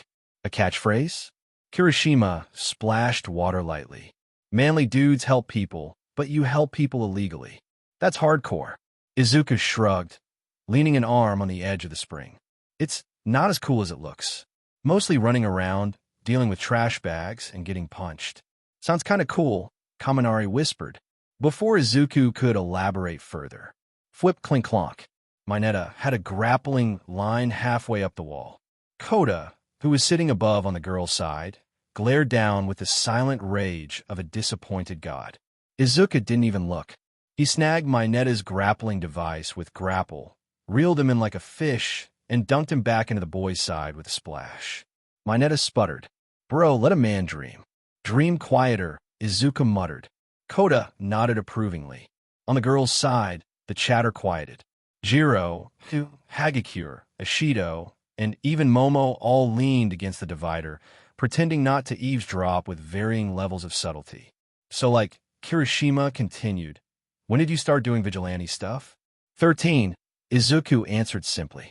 Zero choked on his own breath. "Dude, 13. That's criminal," Todoroki deadpanned from his corner. Izuku shrugged again. "It was either survive or, die. Not much of a choice. Once I figured out how my quirk worked, I just kinda kept going. Helped who I could. Took down the ones who deserved it." Kaminari whistled low. "You make it sound so normal." "It wasn't normal," Izuku corrected, eyes half-lidded. "But it was mine." From the other side of the wall, Mina whispered loudly, "He's so cool."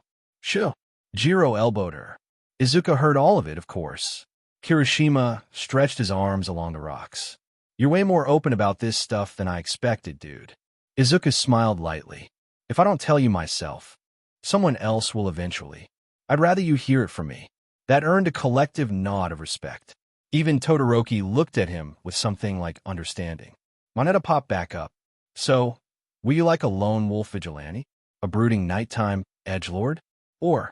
Izuku splashed him in the face. "Go to sleep, Mineta." Everyone laughed, the steam rising around them. Morning sunlight cut through the trees like gold knives, and Class 1A stumbled out into the training field still groggy, still sore from yesterday's fallen mile, and fight dirt monsters welcome. Most of them expected to see the usual, a cleared area, maybe some equipment, and the pussycats posing dramatically. What they didn't expect was Izuku. Already there, already drenched in sweat, already moving like a storm packed into one human shape. He wasn't just stretching or jogging, he was training like he had 30 villains at his throat. Engines roared from his calves. Repulsion rings flared around his feet, cracking the dirt. A blue-tinted shield shimmered around him as he rammed through boulders at impossible angles. Every few seconds he'd flicker, vanishing and reappearing meters away, with instant transmission, hitting invisible targets with combinations no normal human should have been able to track, let alone survive. Zero froze mid-step. Is this normal?" Kaminari squinted. "I think this is what overkill looks like." Mina's jaw was on the floor. "How is he already doing more than I did in, like, every Tuesday ever?" Nana, standing near the front, watched with wide, almost starry eyes. Awe, confusion, maybe even a little pride flickered across her face. This wasn't the scared, lonely boy she remembered. Her brother looked like he could break the earth open with his bare hands. Ragdoll practically vibrated with excitement as she bounded forward, pointing dramatically. "All right, kiddos, that." She jabbed at Izuku, who was currently punching through a tree-sized chunk of rock like it owed him money. "His dedication. And that's exactly why you're all here." The class snapped to attention as she continued, eyes bright and sparkling in a way that was both cute and vaguely threatening. "This training camp is for pushing your quirks to their limits, making them grow past your comfort zones, We're going to break you down and build you back up. Pixie Bob chimed in. By the end of the week, you'll be screaming, thank you. Izuku finally slowed, wiping his forehead with the back of his wrist, breathing steady like he hadn't just beaten up nature itself. Then he glanced over at Class 1A with a tiny, innocent smile. Morning. The class collectively felt their souls leave their bodies. Because if that was Izuku's morning warm-up, when the hell kind of training were the pussycats about to put them through? Transition. Izuku wiped the sweat from his forehead and stepped back from the pulverized crater he'd created, giving himself a momentary breather while Class 1A was getting screamed at politely by the pussycats. Kirishima was hardening until it hurt. Kaminari was frying his brain on purpose. Todoroki was getting lectured about using both sides. Nana was punching through pain. Mineta was crying for the 15th time. Normal camp stuff. Izuku rolled his shoulders, cracked his neck once, then exhaled slowly. Break over. Time to test something new. He closed his eyes and really focused on that familiar tug within his chest where every stolen quirk felt like a star on a string. Most were steady, humming quietly, but one shined strangely. Bright, vast, expansive, like a spotlight inside his skull. Search. Ragdoll's legendary quirk. He'd copied it last night with half-gut, barely 50% as strong as the original, but still ridiculous. Izuku opened his eyes, and the world exploded into data. Faint silhouettes shimmered across his vision. Class 1A. The pussycats. Aizawa leaning against a tree drinking coffee like a sleep-deprived cryptid, even Koda sulking on a distant cliff. Every silhouette came with details. Notes, weak points, movement predictions, stress levels, muscle fatigue, quirk output, trace emotional spikes. Izuku almost whistled. Not bad for a half-power version. He tapped his visor thoughtfully. Don't need you anymore, huh? He muttered. The visor blinked back at him, offended in spirit. Izuku sighed. Relax. I'm not throwing you out. Sentimental value and all that. He turned his head, and search snapped onto a new target, one of the clones he'd put in the treetops. It waved enthusiastically, then fell off the branch. Izuku rubbed the bridge of his nose. Okay, you get what you pay for, I guess. Next he checked for threats, villain signatures, hostile intent, unknown life forms. Nothing yet. Good. But one thing caught his attention. A faint spike on the edge of Search's range, something hiding deeper in the forest. Not close, not dangerous, not yet. But there, he made a note of it. Could be wildlife. Could be something else. Either way, he'd check it out tonight. For now, he blinked Search off and let the world return to normal, the data fading into sparks. Izuku cracked his knuckles and turned toward the training field. Break time was officially over. Transition. Izuku carried 2 bowls of curry, his own steaming gently, and a smaller one he'd plated with extra care before slipping away from the noise of Class 1, learning badly how to cook without burning the mountain down. He followed the faint outline Search painted for him, a tiny silhouette perched on a rock higher up the cliff. Even without the quirk, he could have found Koda.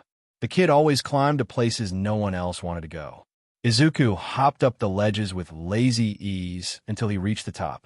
Koda sat there with his little arms wrapped around his knees, hat pulled low. He stiffened when Izuku approached, glaring like he'd been practicing. Izuku held out the curry. Made extra mild. No veggies you hate. Koda stared at the bowl like it was a live grenade. I don't want your pity. Izuku sat next to him anyway, setting the bowl between them. It's not pity. You didn't eat dinner. 'Cause I don't want to eat with heroes, Koda snapped, face twisting. Heroes are stupid. Heroes get people killed. Heroes messed up your life, Izuku finished softly. Koda froze. Izuku didn't push. He just waited. The forest sounds filled the silence, cicadas, leaves rustling, someone, probably Kirishima, yelling in the distance. Finally, Koda muttered, barely above a whisper. You don't know anything. Izuku hummed. Maybe not everything, but I know what it feels like to lose people and to hate the people responsible. Koda looked up, eyes narrowed. Who did you lose? Izuku stayed quiet for a beat. My family, he said simply. but not in the way you're thinking. Koda blinked, confused. Izuku didn't elaborate. Not yet. But he added, I know what it feels like to look at the world and think it doesn't care. I know what it feels like to not trust anyone wearing a costume. Koda's glare softened ever so slightly. Izuku nudged the bowl toward him. You don't have to forgive heroes. You don't have to like them. But you do have to eat.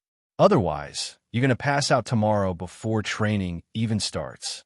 Koda hesitated, then reached out and grabbed the bowl, huffing as if he hadn't just caved. Izuku smiled faintly. Thanks. Koda scowled. I didn't do anything. You ate the food I made. That's something. Koda looked away, cheeks puffed. It's good, he muttered. Izuku's smile widened just a bit. They sat together in the quiet as the sun dipped behind the tree-line, two boys with scars no one else could see, sharing curry and silence on a cliff. And for the first time since he arrived at camp, Koda didn't look completely alone. Transition. Night at camp was supposed to be fun. That's what the Pussycats promised anyway. Flashlights, spooky noises, groups wandering through the dark while pretending not to be scared. Class 1A and 1B lined up with lanterns, Kaminari already shaking, Monoma already trash-talking, and Mina bragging she wouldn't scream even once. Izuku hung near the back, mostly to keep an eye on the forest and keep a clone tucked in the shadows, just in case. The game sounded fun, sure, but he didn't exactly do normal teenage activities. Then, a faint smell hit him. Sharp, acrid, smoke. Izuku's head snapped up. A second later, someone else noticed. Hey, do you smell that? Ragdoll lifted her head, pupils shrinking. That's... A burst of blue light erupted several rows deep into the tree-line, and a pillar of flame tore upward like someone had set the sky on fire. Kaya! Several students screamed. Blue fire licked across the forest floor, glittering with that unnatural, hellish heat only one person could produce. The forest is burning. Someone shouted. No, it's being attacked. Mandalay yelled, eyes wide. Everyone to us. Stay in groups. Pixie Bob's scream carried over the crackling flames as monsters she summoned turned instantly to ash. The air vibrated with danger. Izuku's stomach dropped. His vestige flared inside his mind. They're here. Izuku didn't wait for instructions. He ripped off his gym jacket, eyes already glowing, search activating with a snap. And signatures exploded into his vision. Multiple villains. Multiple directions. A coordinated assault. Dad! Izuku shouted toward Aizawa, who was already activating his scarf and sprinting toward the flames. I know, protect the kids. Aizawa barked. The students panicked, some frozen, some backing up, some too shocked to move. Izuku stepped forward, fists clenching, expression calm but deadly. No fear, no hesitation, only calculation. The League of Villains had just walked into a camp full of potential victims, and also directly into his territory. Izuku didn't even wait for the panic to spread. He felt it in the pit of his stomach before anyone said a word. Koda! Mandalay shouted, spinning in circles, her voice cracking. Where is Koda? He was with US a second ago. That was all Izuku needed to hear. He turned sharply to the crowd of terrified students. Everyone back to the cabin. Now, there was a tone in his voice none of them had heard before, not the calm, polite Izuku, not the friendly classmate, not even the vigilante. This was cold command. Sharp, precise, unshakable. The students obeyed without thinking. Izuku Aizawa started, scarf already flaring. Dad, Izuku cut in, eyes already glowing with search, scanning the forest for a tiny heartbeat. Stay with them. Please. Aizawa hesitated. He never hesitated. But something in Izuku's voice, a strange mix of deadly focus and genuine fear, made him stay put. Fine. Don't do anything stupid. No promises. Izuku shot upward in a burst of repulsion rings and engines, clearing the tree-line like a missile. While in the air, he shut his eyes and sent the mental signal outward, deep, wide, strong. All clones.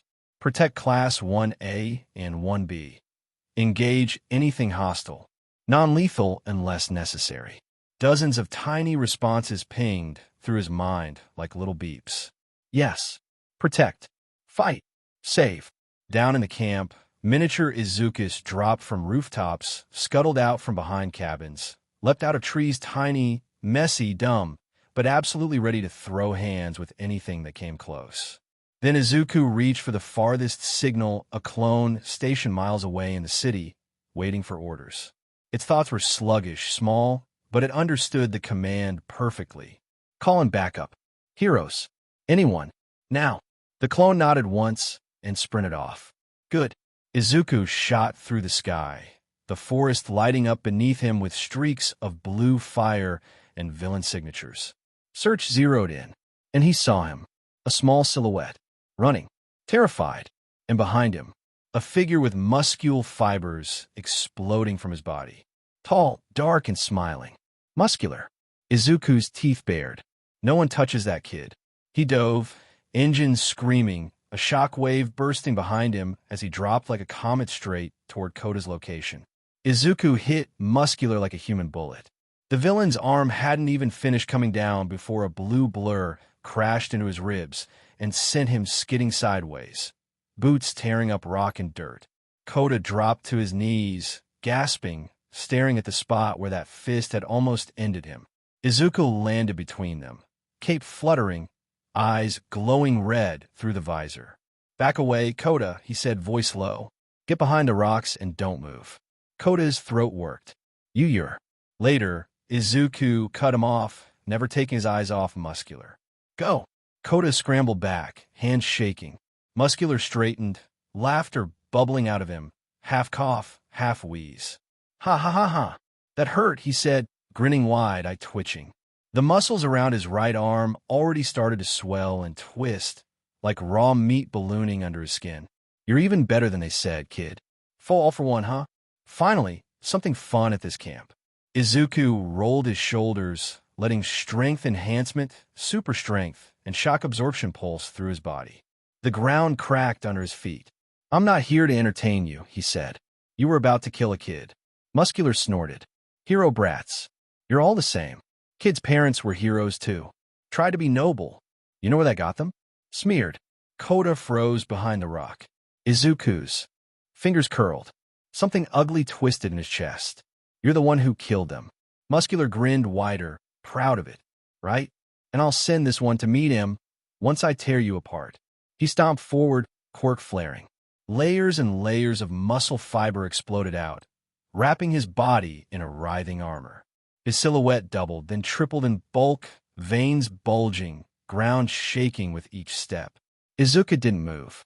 He could feel every ridiculous stat through search strength, speed, durability, all jacked beyond normal human limits. It reminded him of the USJ Nomu, just thinner and louder. Last chance, Brad. Muscular roared. Come at me with everything, or I'll break you nice and slow. Izuku exhaled. Fine. The world snapped. Repulsion rings flared under his feet, and he shot forward, engines in his calves screaming, aim dodge pushing his body just out of the path of Muscular's first wild swing. The fist tore a trench where Izuku had been a second ago. Izuku ducked inside the guard and drove an uppercut into Muscular's gut, stacking super strength, strength enhancement, blunt force, and dragon fist. A translucent dragon head flashed around his fist as it connected. The impact boomed. Muscular's whole body lurched, air blasting out of him. He stumbled back a step, then two, boots carving grooves. That all you got? He yelled, coughing a little vital fluid but still grinning. Nope, Izuku said. He was already above him. Repulsion rings kicked again, launching him into the air.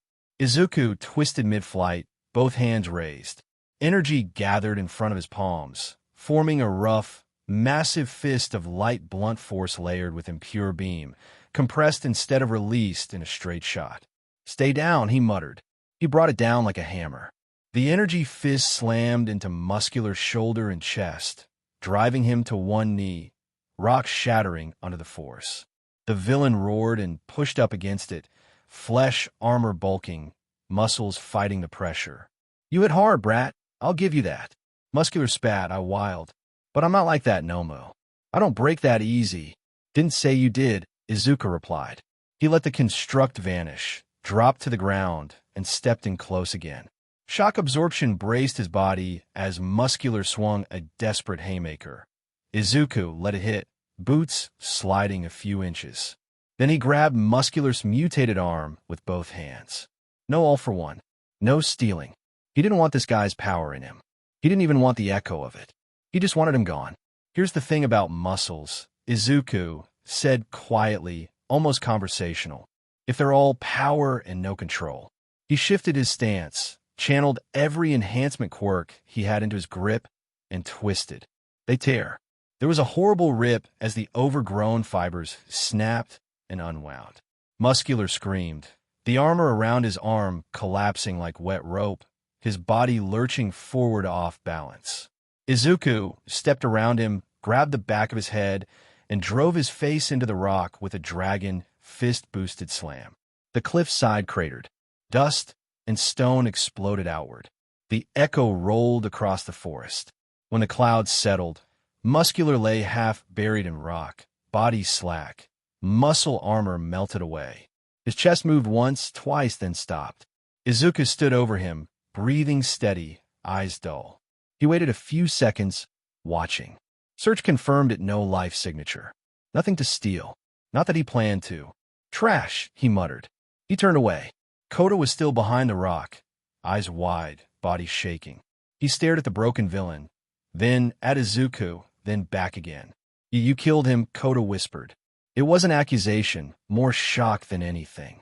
Izuku walked over and crouched in front of him, visor retracting so Kota could see his eyes. He was going to kill you, Izuku said plainly. And a lot of other people if I let him keep walking. Kota's hands clenched in the fabric of his shirt. My parents were heroes, he said, voice small. They died to someone like that, and nobody came, and I know, Izuku cut in softly. I looked him up. I'm sorry it took this long. Kota's eyes filled with tears, but he tried to glare anyway. Why do you even care? You don't know me. Izuku shrugged a little. I don't have to know you, he said. You're just a kid at a camp. That's enough. Kota dropped his gaze. His shoulders shook. For a second, Izuku almost reached out to pat his head. He hesitated, then did it anyway, hand light and awkward. It's not your fault they died, he added quietly. And it's not your fault he was here. That's on the adults. On people like me. Kota sniffed.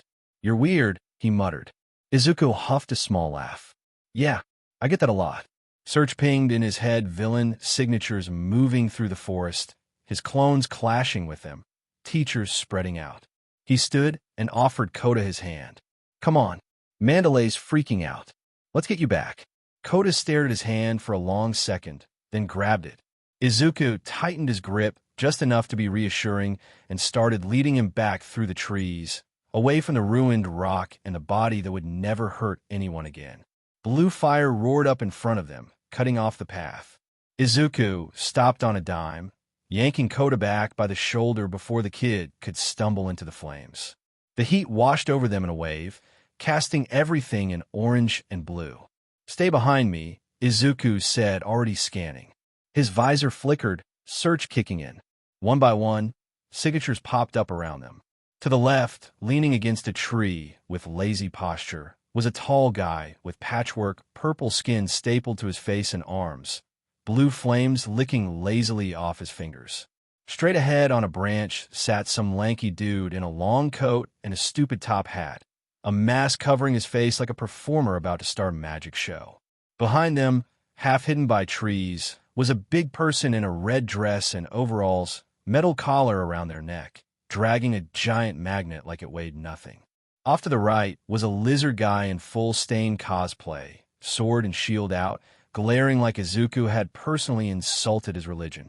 Near the ground, a skinny man in a black suit and white mask muttered to himself, voice split in two tones, hands twitching as if he couldn't decide what to do with them. A little farther away, half in the shadows, stood a tall figure whose entire body was in some kind of straitjacket thing, teeth bared in a wide, creepy grin, metal restraints clinking as he breathed. And upwind, past the flames, was a kid-sized silhouette in a trench coat and World War I-style gas mask, a strange shimmer in the air. Around him, League of Villains plus extras. Great. Well, look at this, the purple patchwork guy drawled, flames coiling around his hand. Target came delivered with express shipping. Shigaraki's going to be thrilled. The wannabe magician hopped off his branch with a flourish. Indeed, what a marvelous surprise. The infamous foe all for one and a child. How dramatic. Kota clutched the back of Izuku's shirt tighter. Izuku. I know. Izuku murmured, not taking his eyes off the villains. Don't let go of me, okay?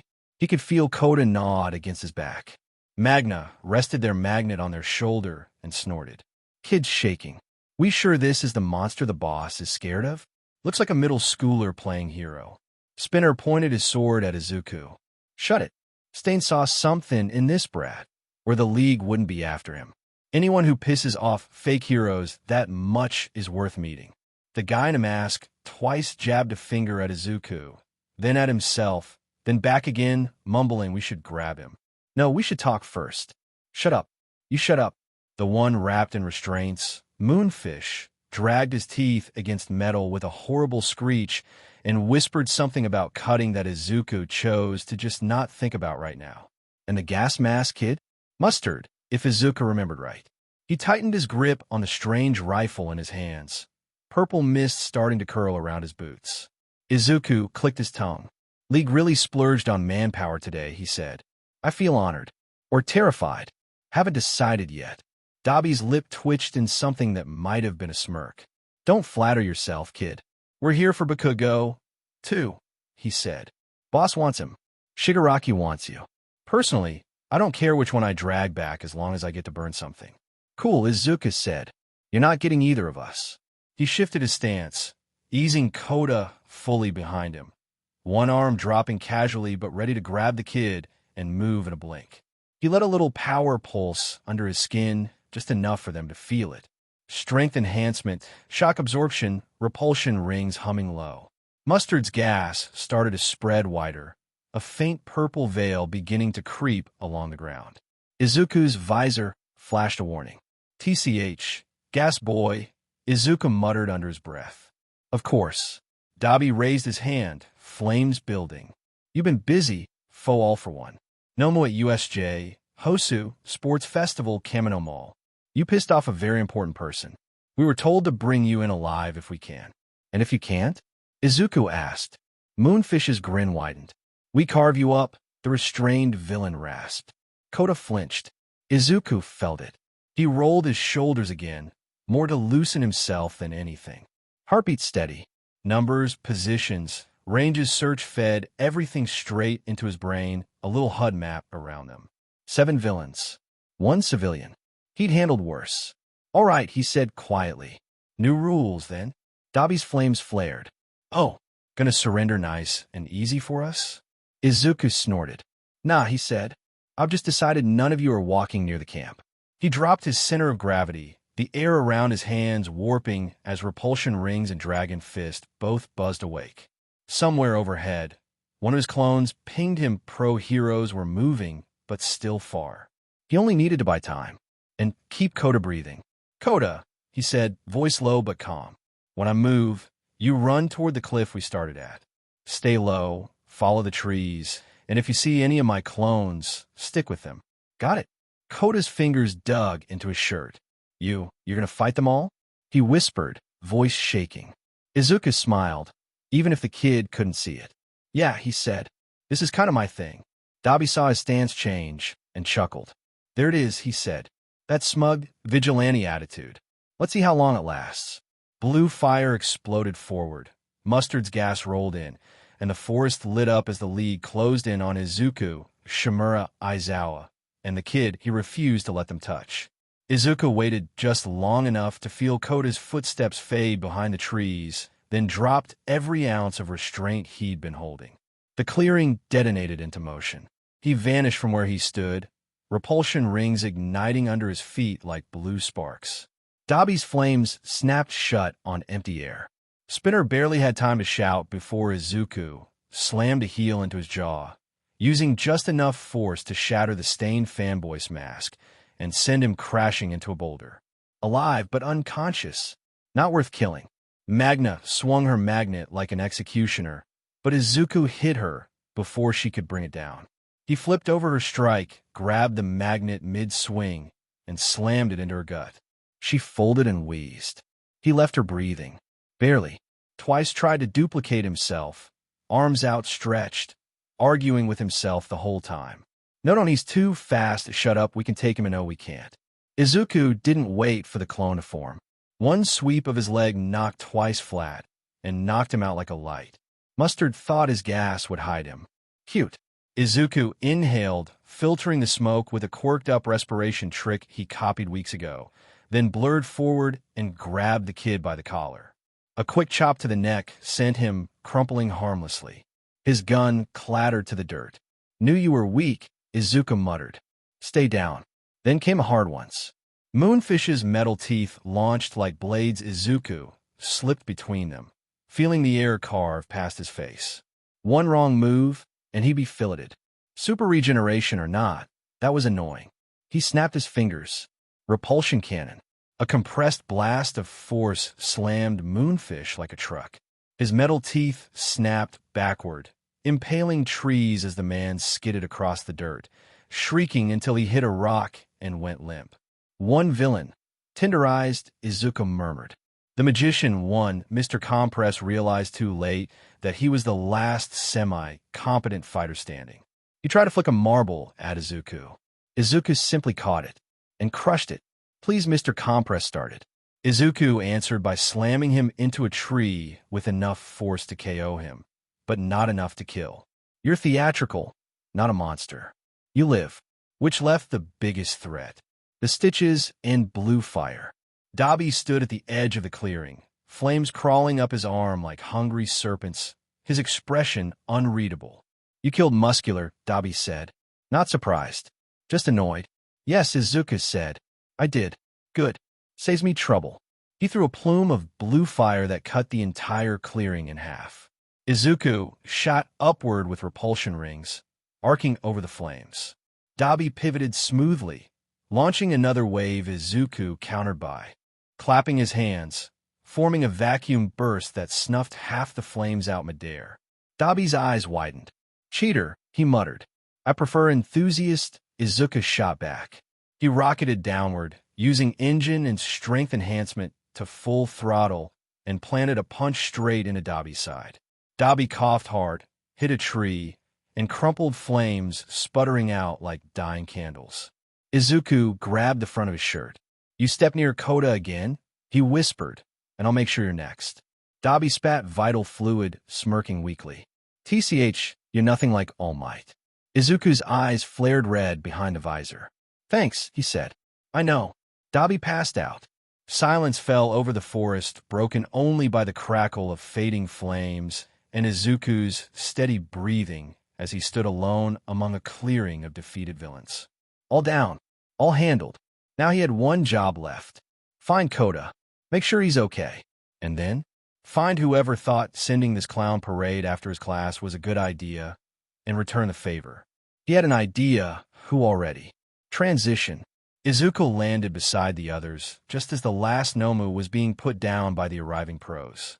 Koda clung to his shirt, not shaking anymore, but still gripping him tight like a kid who finally realized the world wasn't invincible. Izuku kept one hand on the boy's head, steady and gentle, as he walked toward the cluster of students and heroes gathering in the clearing. The moment Nana saw her brother, she sprinted at him, face red, puffy, streaked with tears. She nearly collapsed into him, clutching his sleeve. He's gone Kakin. They took him. Izuku blinked once. There it was.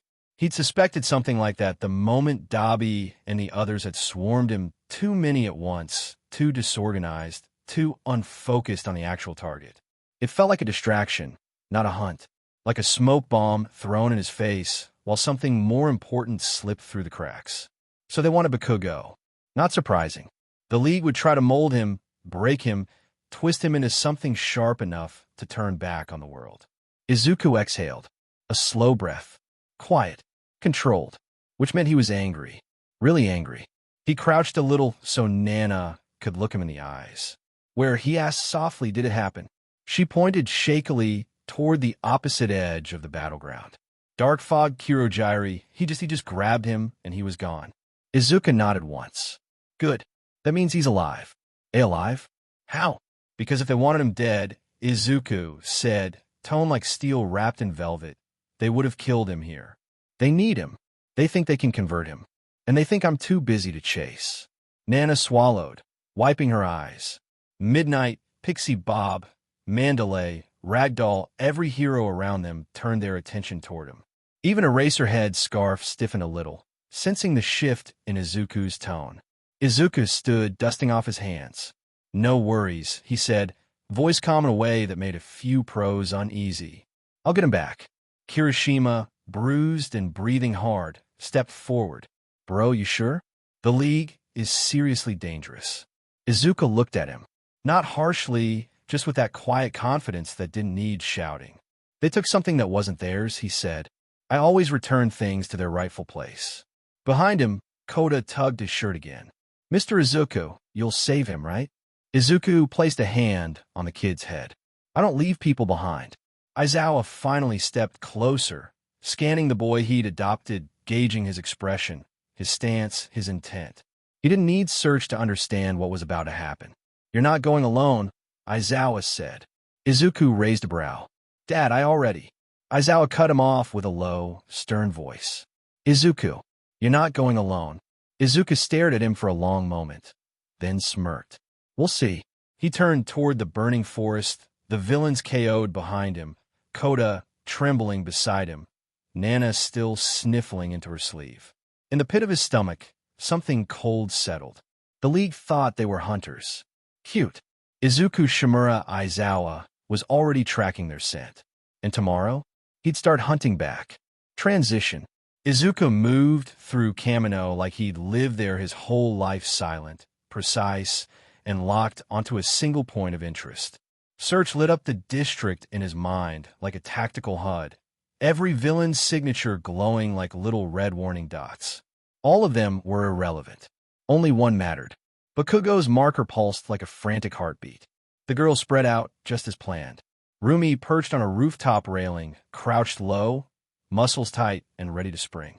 Himiko clung upside down from a nearby streetlight. Blades twirling lazily between her fingers, she looked like she was waiting for recess to start.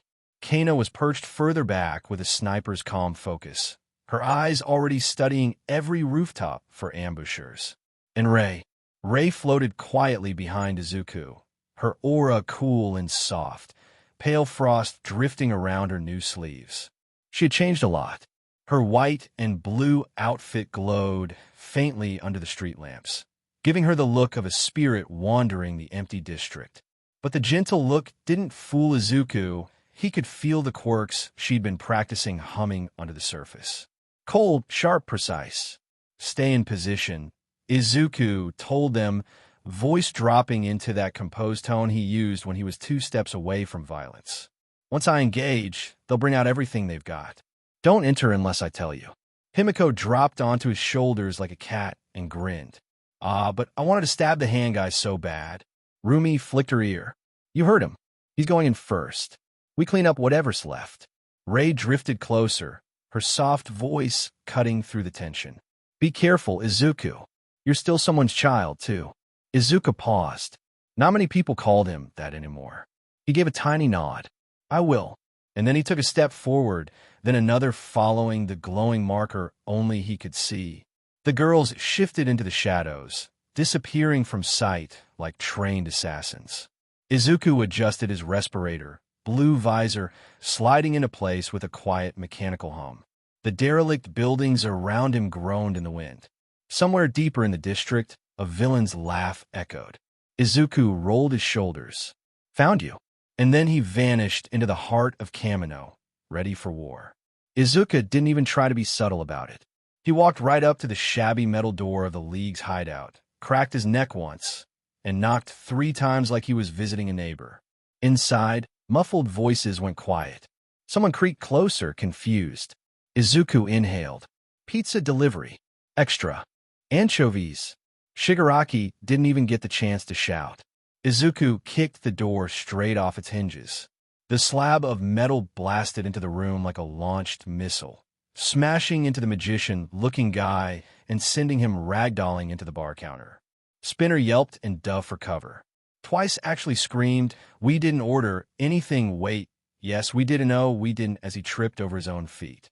Before any of them could recover, Izuku was already in motion. He shot across the floor with a repulsion burst that cracked the concrete, shoulder-checking Dabi so hard the blue flame user crashed through a table.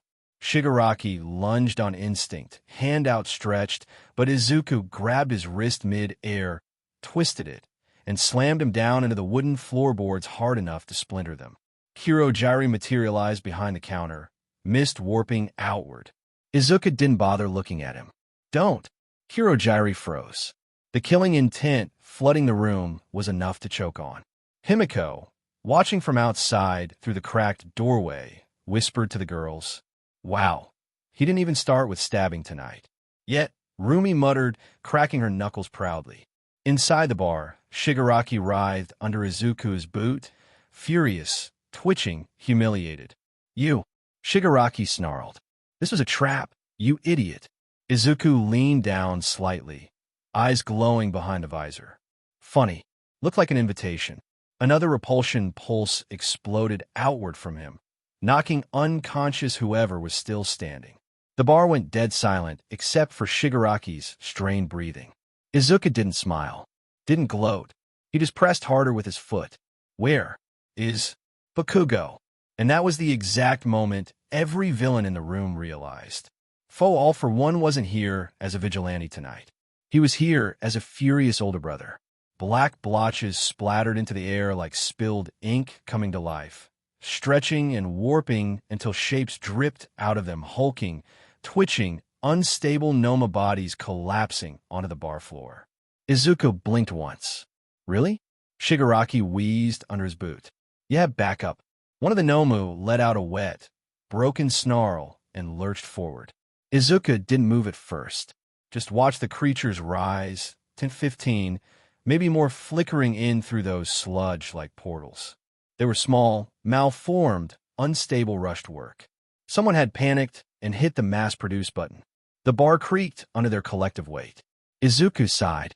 His foot lifted off Shigaraki. Shigaraki actually thought he'd been spared right up until Izuku tapped two fingers together and murmured, "Shock pulse." A dome of raw kinetic force detonated from Izuku's body. It wasn't fire or lightning or anything flashy, just pure compressed force erupting in all directions. The air blew out in a violent humph. Noma went flying. The smallest ones exploded on impact with the walls, splattering into sludge. The mid-sized ones crumpled like crickets under a boot. Even the largest of them, 8 feet tall and thick, had their limbs bent in the wrong directions as they were flung through furniture, the counter, and half a wall. Glass shattered. The floor cracked. The bar's shelves rained bottles. Kirojiri's portal flickered and collapsed from the concussive blast. When the dust settled, Izuku stood in the middle of the carnage, untouched, cape fluttering. The floor around him hollowed out in a perfect circle. Not a single Nomu was left standing. Shigaraki coughed, rolling onto his back. That was rude. Izuku crouched beside him again, grabbed a handful of Shigaraki's shirt, and yanked him upright to eye level. "You're wasting my time," he said calmly. "Where's Bakugo?" And this time, the bloodlust behind his voice made every conscious villain in the room freeze. Suddenly a low, measured clap drifted through the ruined bar, like someone politely applauding a stage play rather than a massacre. The dust parted just enough for a tall, sharply dressed figure to step through, calm, immaculate, and entirely unfazed by the bodies, the rubble, or the killing intent still rolling off Izuku in waves. The respirator couldn't hide Izuku's grin. He'd sensed him before the man, even arrived search lit him up like a lighthouse among shadows. Every quirk, every intent, every weak point, all of it painted in perfect clarity across Izuku's vision. So when the familiar, resonant voice cut into the silence. "Impressive. Truly impressive, my boy." Izuku didn't flinch. He looked up slowly, eyes bright behind a mask. "Well," Izuku said, voice smooth and almost amused, "look who finally decided to show up." The man in black stepped fully into the light. polished shoes clicking against broken tile. His mask gleamed. His posture was perfect. His presence swallowed the room. All for one, the king of villains, the ghost of an era. Izuku tilted his head just slightly. Or should I say, his smile widened beneath the respirator. Father? All for one's chuckle was soft, cultured, almost warm. Mama, you grow more like me every time I see you. Izuku's fingers curled, energy crackling faintly around his knuckles. Not out of fear, out of anticipation. This meeting was inevitable, and both of them knew it. All for one raised a hand in what looked like a polite greeting, but the tension in the air shifted like a blade being pulled from a sheath. Shall we talk, Izuku? He asked. Or, have you already decided to try killing me tonight? The bar seemed to hold its breath. Izuku didn't flinch when All for One spoke, didn't stiffen, didn't posture, didn't fall into any predictable rhythm the old monster might have anticipated. Instead, he laughed, a low, delighted chuckle as he reached over and chopped Shigaraki across the back of the neck. The fledgling villain slumped like a puppet with cut strings, hitting the ground with a dull thud. Sorry, Tamura, Izuku said casually, dusting his glove off. Grown-ups are talking. All for one paused, not out of fear, but genuine surprise. His head tilted just a little, as though curious about what manner of creature his successor had become. Izuku walked closer, boots crunching softly through debris, mask hiding everything except the feral glint in his eyes. You know, he said pleasantly, I really did consider killing you first. Before saying a single word, just a quick little. He flicked his fingers, miming an explosion. Pop. All for one chuckled, rich and unhurried. I'm flattered you view me as enough of a threat to prompt such instincts. Izuku's shoulders rose and fell. Oh, I don't see you as a threat, he replied. Just a task, one I've been putting off. He stepped over Shigaraki's unconscious body without looking down. And don't bother trying the family card, Izuku added, voice flat now, stripped of humor. That trick was never going to work. All for one's mask creaked slightly as he smiled beneath it. So you knew? Knew? Izuku scoffed. Come on. I figured it out the moment I realized Hisashi Midoriya didn't exist.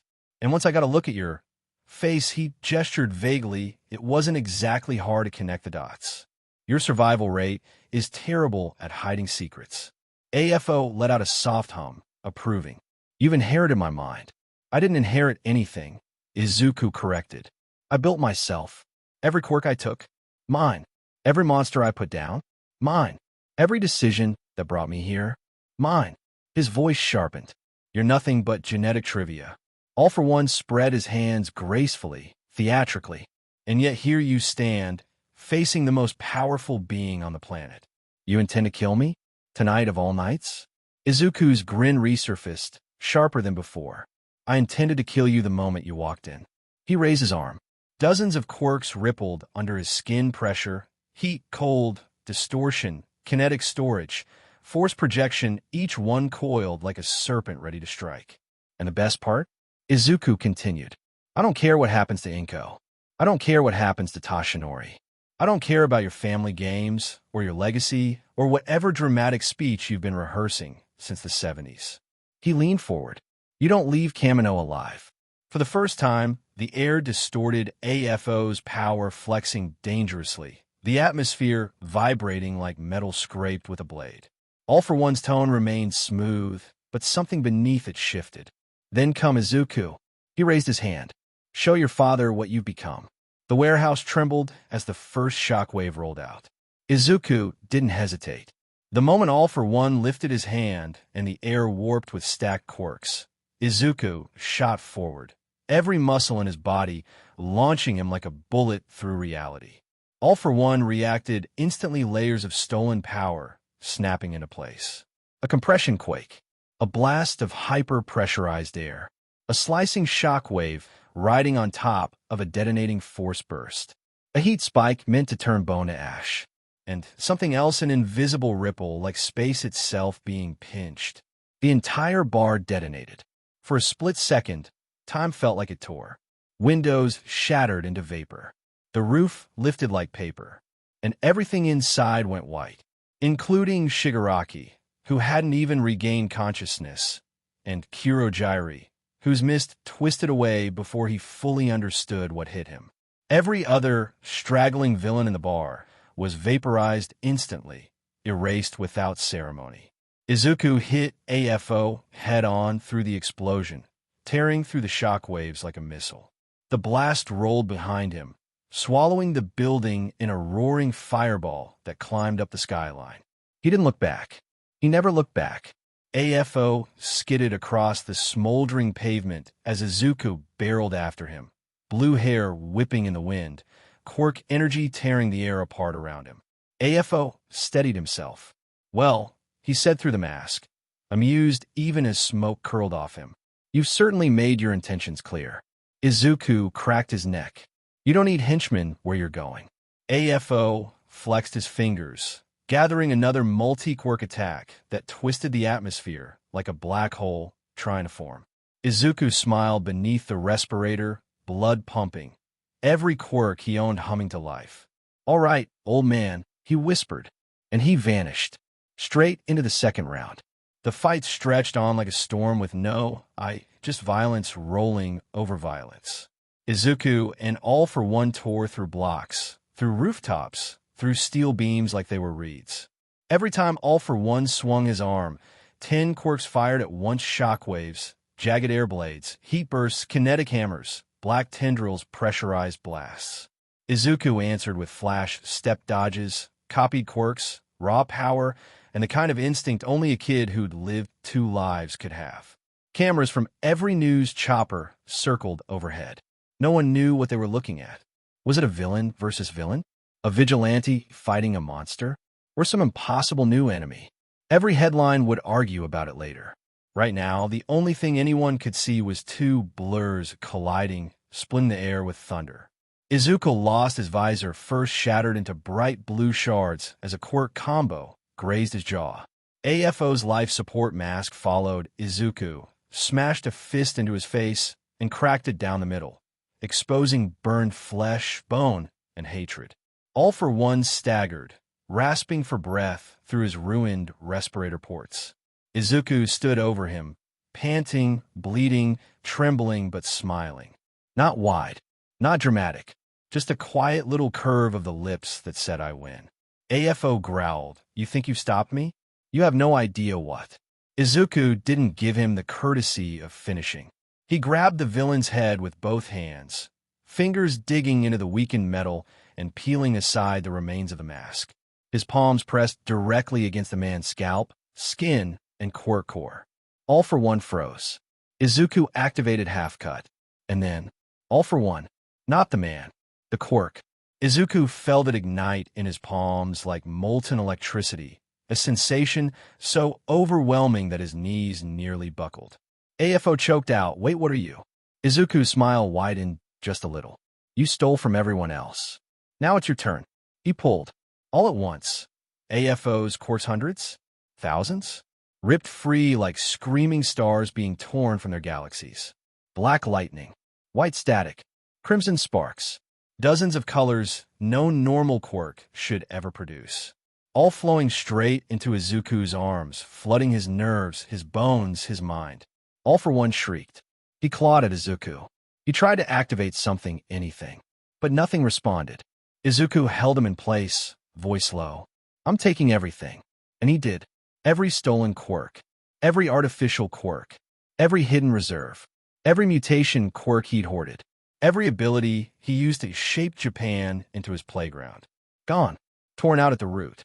When it was over, All for One collapsed like a puppet with its strings cut, gasping like he'd been hollowed out. Izuku let out a shaky breath as the last sparks died around his arms. He didn't feel triumphant. He didn't feel emotional. He just felt done. Time for the final round, he murmured, standing tall over the now quirkless demon lord. Izuku stood over what remained of the world's worst father, arms loose at his sides, breathing calm and even. Every bruise, cut, burn, and fracture he'd taken during the fight was already gone. Super regeneration had mended his body back to perfect condition. His clothes were torn, his hair was wild, but he looked more alive than he ever had. All for One, meanwhile, lay on his side, trembling like a dying engine that didn't know it was already dead. His skin sagged. His breathing hitched. The tumors, scars, and warped flesh his stolen quirks had held together for decades were unraveling. Izuku crouched so they were eye level. There was no fury in his voice. No theatrical monologue. Just a level, casual cut. "How's it feel?" he asked, "having everything stolen from you?" AFO tried to speak, tried to summon strength, malice, anything, but all that came out was a wet rasp. Izuku tilted his head, almost disappointed. "You spent a century robbing everyone else. Bodies, lives, futures, quirks. But when someone takes your power, you can't even stand." The villain twitched, reaching out with a shaking hand. It wasn't toward Izuku.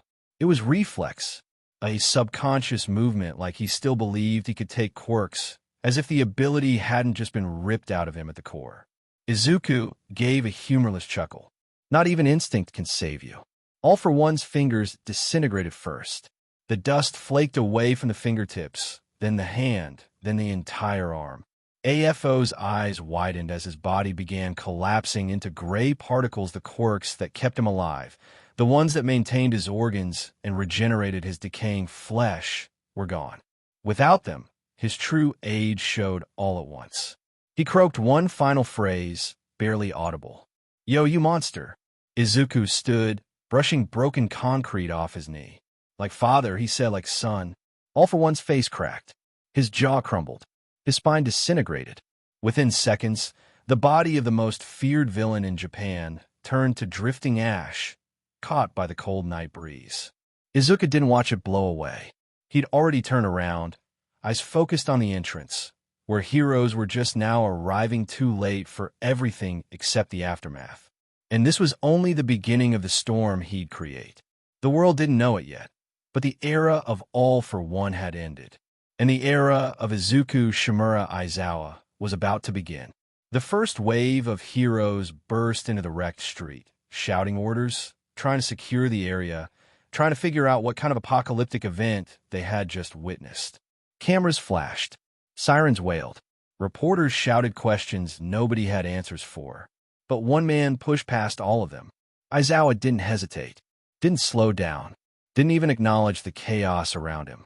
He saw the blue hair first, the torn vigilante outfit, the calm posture of a kid who just killed the most dangerous villain in history, and the still, settling dust of a monster finally dead. Aizawa exhaled through his nose, half relief, half exasperation, and marched straight up to Izuku, gripping his shoulders tightly. "Do you have any idea," he hissed, "how reckless that was?" Izuku blinked. Yeah?" Aizawa's eye twitched.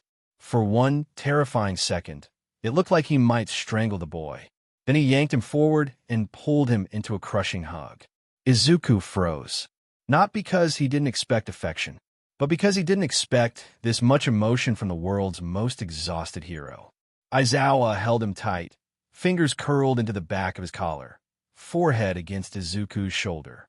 "It's over," Aizawa muttered, voice tight. "It's finally over. You're alive. You're safe." Izuku's arms slowly came up, returning the hug, careful not to accidentally activate any quirks. "Sorry I worried you," he said quietly. "You always worry me," Aizawa grumbled. "You're grounded for the next decade." Izuku huffed a laugh against his shoulder. Yeah, Dad." Behind them, heroes stopped yelling. Reporters stopped pushing. Even the sirens felt quieter. They were watching something they never expected to see. Japan's most feared vigilante being held like a son by its most tired teacher. Aizawa finally pulled back, brushing dust off Izuku's face and checking him over for injuries, even though he knew super regeneration had already fixed everything. "You're done for tonight," he said firmly. "No arguments." Izuku nodded. For the first time in a long time, he felt tired. Not physically, his body felt perfect, but inside, somewhere deep behind his ribs. Aizawa placed a steady hand on his back. "Let's go home." And Izuku followed him, leaving behind the ashes of All for One. And stepping into the future, he carved with his own hands. Transition. Life didn't just move on, it snowballed. Like fate finally stopped throwing bricks at Izuku, and decided to give him the world he'd carved out of vital fluid grit and stubbornness. UA came and went in a blur. He wasn't the problem child anymore, or the vigilante teachers whispered about. He became the standard everyone else tried to reach. The teachers didn't try to train him so much as manage him. Aizawa especially took that role personally. By graduation, Izuku Shimura Aizawa wasn't just the strongest student, they quietly retired the whole category because nobody else even came close. And then adulthood started. He married his girls Himiko, Kana, Rumi, and Rei. Once Rei was stable and free from Endeavor's shadow. Rei left her old marriage behind like a dead skin. She was finally done shedding. The wedding was chaotic, sweet, a total disaster in parts. Himiko threatened to stab the cake because it looked smug, but it was theirs. Kids came next. Plural.